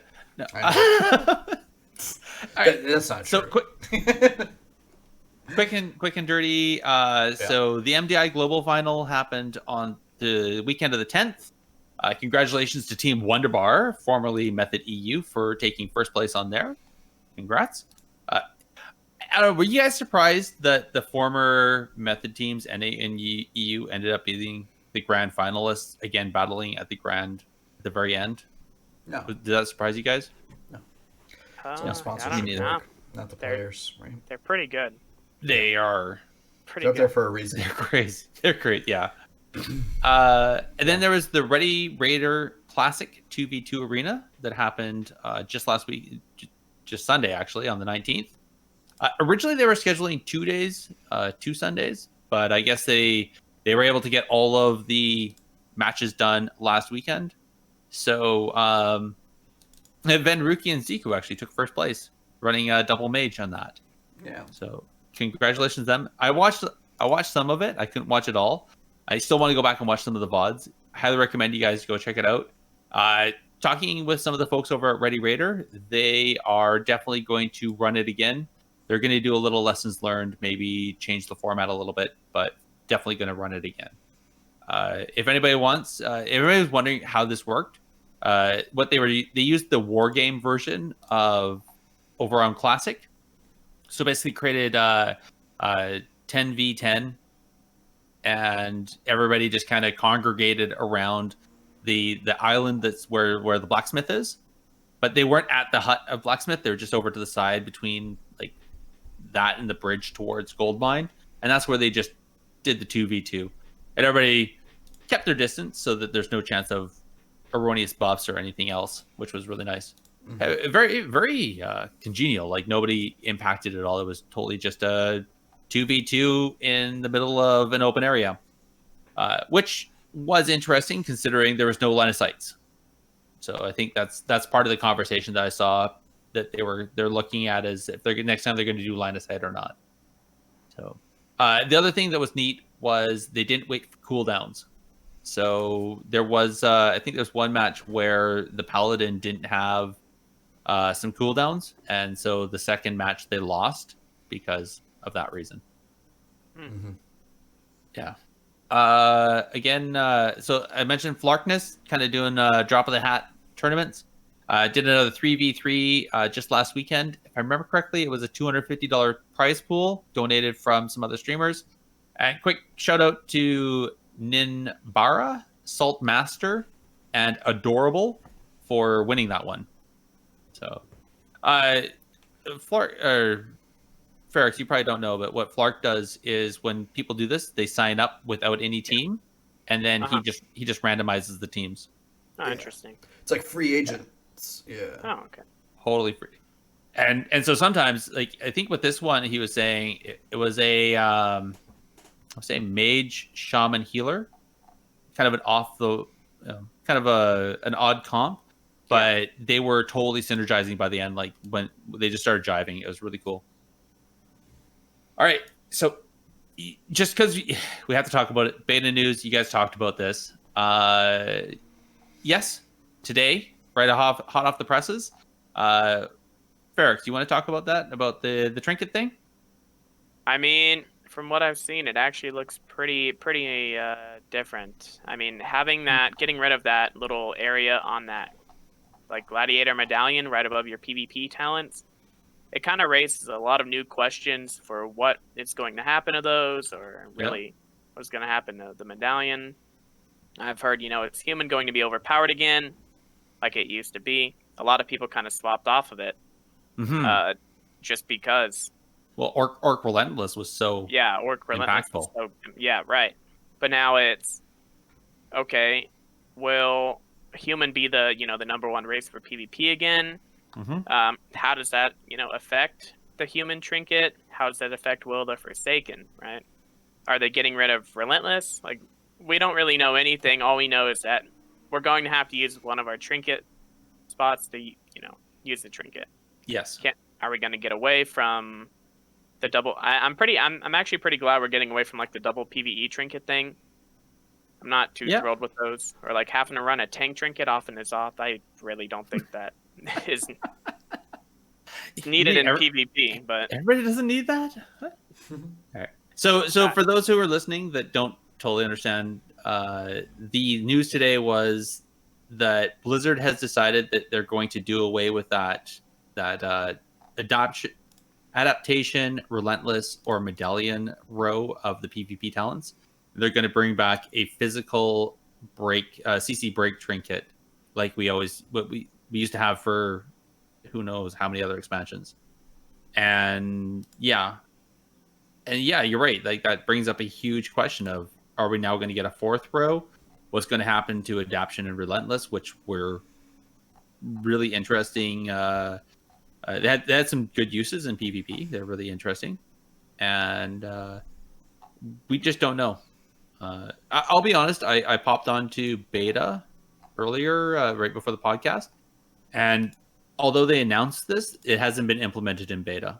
So there's no trinket to buy off of the vendors, and the PvP talents look like they haven't been touched at all. They're still so focused on PvE right now that they haven't even figured out what they're going to do on the PvP side. So, I think you're right, though. It'll be really interesting to see how that comes into play with the human racial. Because, well, because before all this happened, everybody played human pretty much. Now it's high-end PvP. There still are a lot of humans that play human relent, but now that they can play this, it might move human over again to be number one. And that was because of the racial, you didn't have to use the PvP trinket, so then you could have two OP PvE trinkets. Right. I think part of that really depends on what the PvE trinkets are going to look like. Right. And if they're going to work full force in PvP. Right. We don't know. Yep. All right. Moving backwards over time, the other couple things that have happened, there was an excellent discussion between Ian and Mike, otherwise known as Preach Gaming.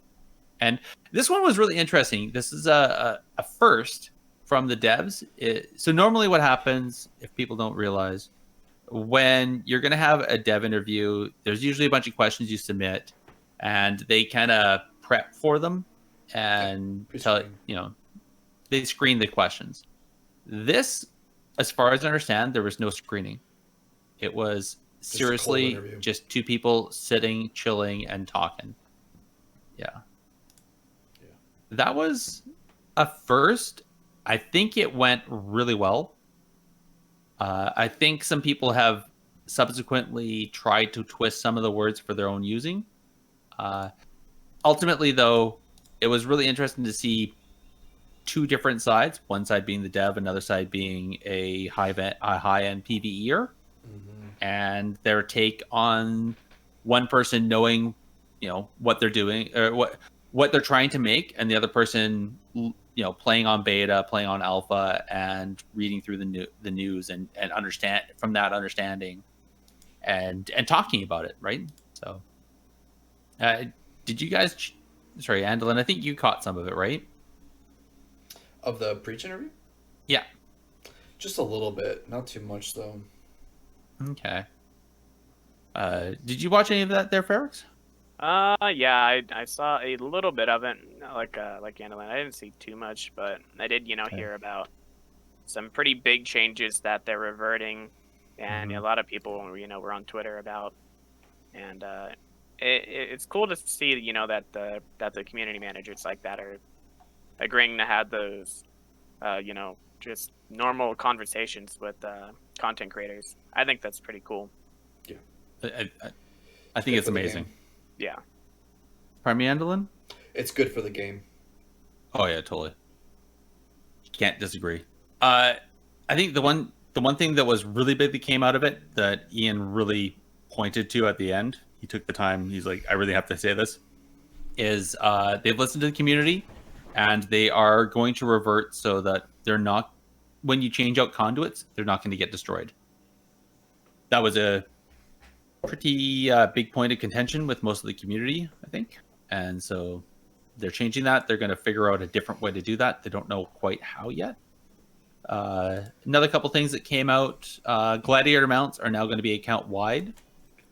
I'm hearing a bunch of people that are really happy about that from the high end. I have heard some consternation of people being concerned that the ladder is going to dry up a bit because now people aren't going to be running a whole bunch of alts. Once they get their main to get the glad mount, they're not going to be pushing alts. I don't know about that. I don't know. Yeah, not too sure on that one. Yeah, I feel like some people are going to still want to push a bunch of other specs through the ladder just to get the experience on them. Right. It does kind of feel weird though to be like, to have a glad mount on, let's say, a Boomy when you got it on a Destro Warlock in Season 4 or something. Or whatever, Fair. right? Yeah. Okay, because you never really know if they got glad on whatever. But I think it's valid that they earned glad. A person went through the effort to earn glad. That's not an easy feat. I actually think it would be better if they made it class wide. So, if you had 3 mages you could have a glad mount, or whatever mounts you got on a mage, you can wear on mage. And, for any class. I think that would be how I would do it, but I think account wide is probably okay too. I don't even know if they can do that. That'd be interesting. Yeah. So if you earn it on Feral, but then you can fly around as Boomkin. Yeah. But you couldn't as a Destro. Yeah. All right. So obviously, they're still, they're going to do it. If you have any thoughts or questions about it, by all means, if somebody is really upset about this, please let them know, because obviously nothing is finalized. It's still beta, but I think they're going forward thinking that people are happy about this change. And I'd say if you're not, then let them know. And also, there's going to be a link in the show notes. There is also a roundup done by Wowhead of all the rest of the... there's a huge press event that they did where they had a whole bunch of other content creators doing Q&As with a slew of devs. And there is some PvP stuff dropped in that one as well. So I'm going to leave that link in the show notes. And I think we'll move on. Just wanted to mention there was a bunch of fundraising that has continued to happen throughout the gaming sphere. So there was Spiky Nick. He was on the show actually briefly several episodes ago. He's one of the co-CEOs of Diablos Esports, and he decided that he was going to play through every single dungeon and every single raid in all of the expansions, starting from Classic to today, for Mind Charity. And I think he raised over £5,000, if I remember correctly. which is amazing. And it also took him much longer than he ever expected. I think it took him around almost 40 hours to run all that, and he stayed awake the whole time. It was crazy. Big Dumb Gaming Guild, they raised him some money for Rain, which is also awesome. And our friend Des Mephisto, he went and ran another charity, this time for the Joyful Heart Foundation. And again, a bunch of people doing a bunch of work trying to raise awareness and raise money for the charities for mental health and also for sexual assault. I think all of that is really amazing. And I'm very proud of all these people for doing that. I wouldn't even know where to start. There's so many different charities that want to try to support. I don't even know where to start. Last but have either of you guys checked out this place, the Drustvar.com? I've not. I'm gonna check it out right now. Go check it out. So I've actually the guy pinged me. So he actually put a section where he's also highlighting our podcast on it, which is amazing. Oh wow, great. Yeah, he is. This place, yeah. But so he's got Tickle on here. He uses he uses the Blizzard API, so he gets all the data for the PvE and the PvP stuff. It now shows top players. It shows what they're running for corruption. On the front page, he also has a vendor rotation, so you can see when the corruptions are coming up for what weeks. And he also added just recently, this is the big thing. So there was an LFG section, but it wasn't working properly. He just fixed it. So you can actually go there and put in your data and do an LFG through the website. Yeah. And there's a section where you can highlight your own streams. So as streamers can go in there, they can put in their own Twitch streams, and then it will appear apparently on the website somewhere. That's awesome. We should get this guy on the show one time, even if he just comes and says hello. I want to. Yeah. He's pretty busy. So it's a work in progress. Yeah, he's made an awesome site. I did the top player search, and there's the voice czar. Of course. Yeah, there he is. He's chilling. So obviously it's a bit of work in progress. And I'd say if anybody has any suggestions, if they're there's something on there that they think that is missing or that would look pog, go over. He's active over on the World of PvP Reddit, and I'm gonna put a link for that. He put the post on Reddit there, so I tweeted it earlier, and I'll put that in the show notes, and you can just add suggestions into that, and I'm sure he'll happily take those. Yeah, that's awesome. Yeah. Oh, hey. I love chat. Hey guys. Okay, so that's about it for the news that I found. I guess let's do shout outs and roll this one out. Anduin, do you have any shout outs? Not really, man. Okay. I just I don't know. It's always a great time on the show, and thanks to everyone. Shout out to everyone in chat, I guess. Thanks for sticking with us and watching and listening to the show. We always appreciate you guys, and it's fun to kind of have you guys along with us while we're talking with people. So appreciate you. They are the other co-host. Yeah, absolutely. How about you there, Pherix? Do you have any shout outs you want to give? So yeah, I got to shout out the Deception Gaming for supporting everything I do. Got the flag right here. I appreciate them. I appreciate Kato out there. I know he was around a little bit earlier. Mm-hmm. Thank you, Kato, for coming to hang out and watching me. I appreciate it, dude. Other than that, I think that's all I got. I appreciate the chat too. Got to get you guys got something. I appreciate you guys. Getting me on here. It's a really cool thing.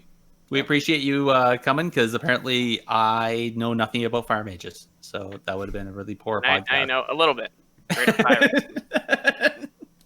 I mean, we talked about some pretty technical fire mage stuff, though. If we're being honest, like we did.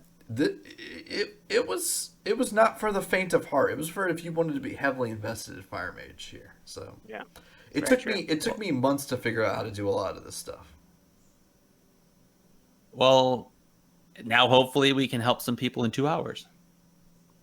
Record time. Record time.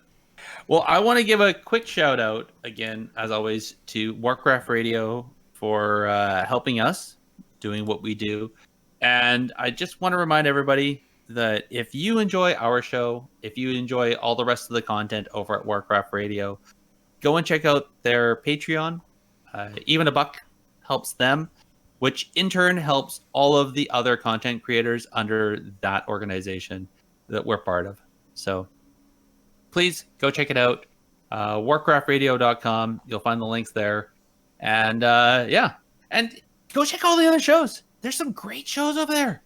Oh my gosh. Oh, and for all the shows under that umbrella, we have had 3 interviews with the author of the new novel there, Madeline. And I will tell you, every single interview is different. It's not the same stuff rehashed. It's all different takes on the same novel. It's amazing. Go check them out. All right, that's it for me. Oh shoot, Pherix, where can our people find you? We've talked about you a bunch. Where can we find you on the interwebs? I stream on Twitch. You can catch me at twitch.tv/Pherix1. And I do a lot of community-driven stuff there. Stream high-rated 2 or high-rated 3v3 and community, viewer 2s, helping everybody out. It's kind of what I do. And then I also have a Twitter. You can find me DG_Pherix. If you have any questions about Fire Mage, you have really any questions at all about Mage, you can shoot me a DM. Come check me out on stream.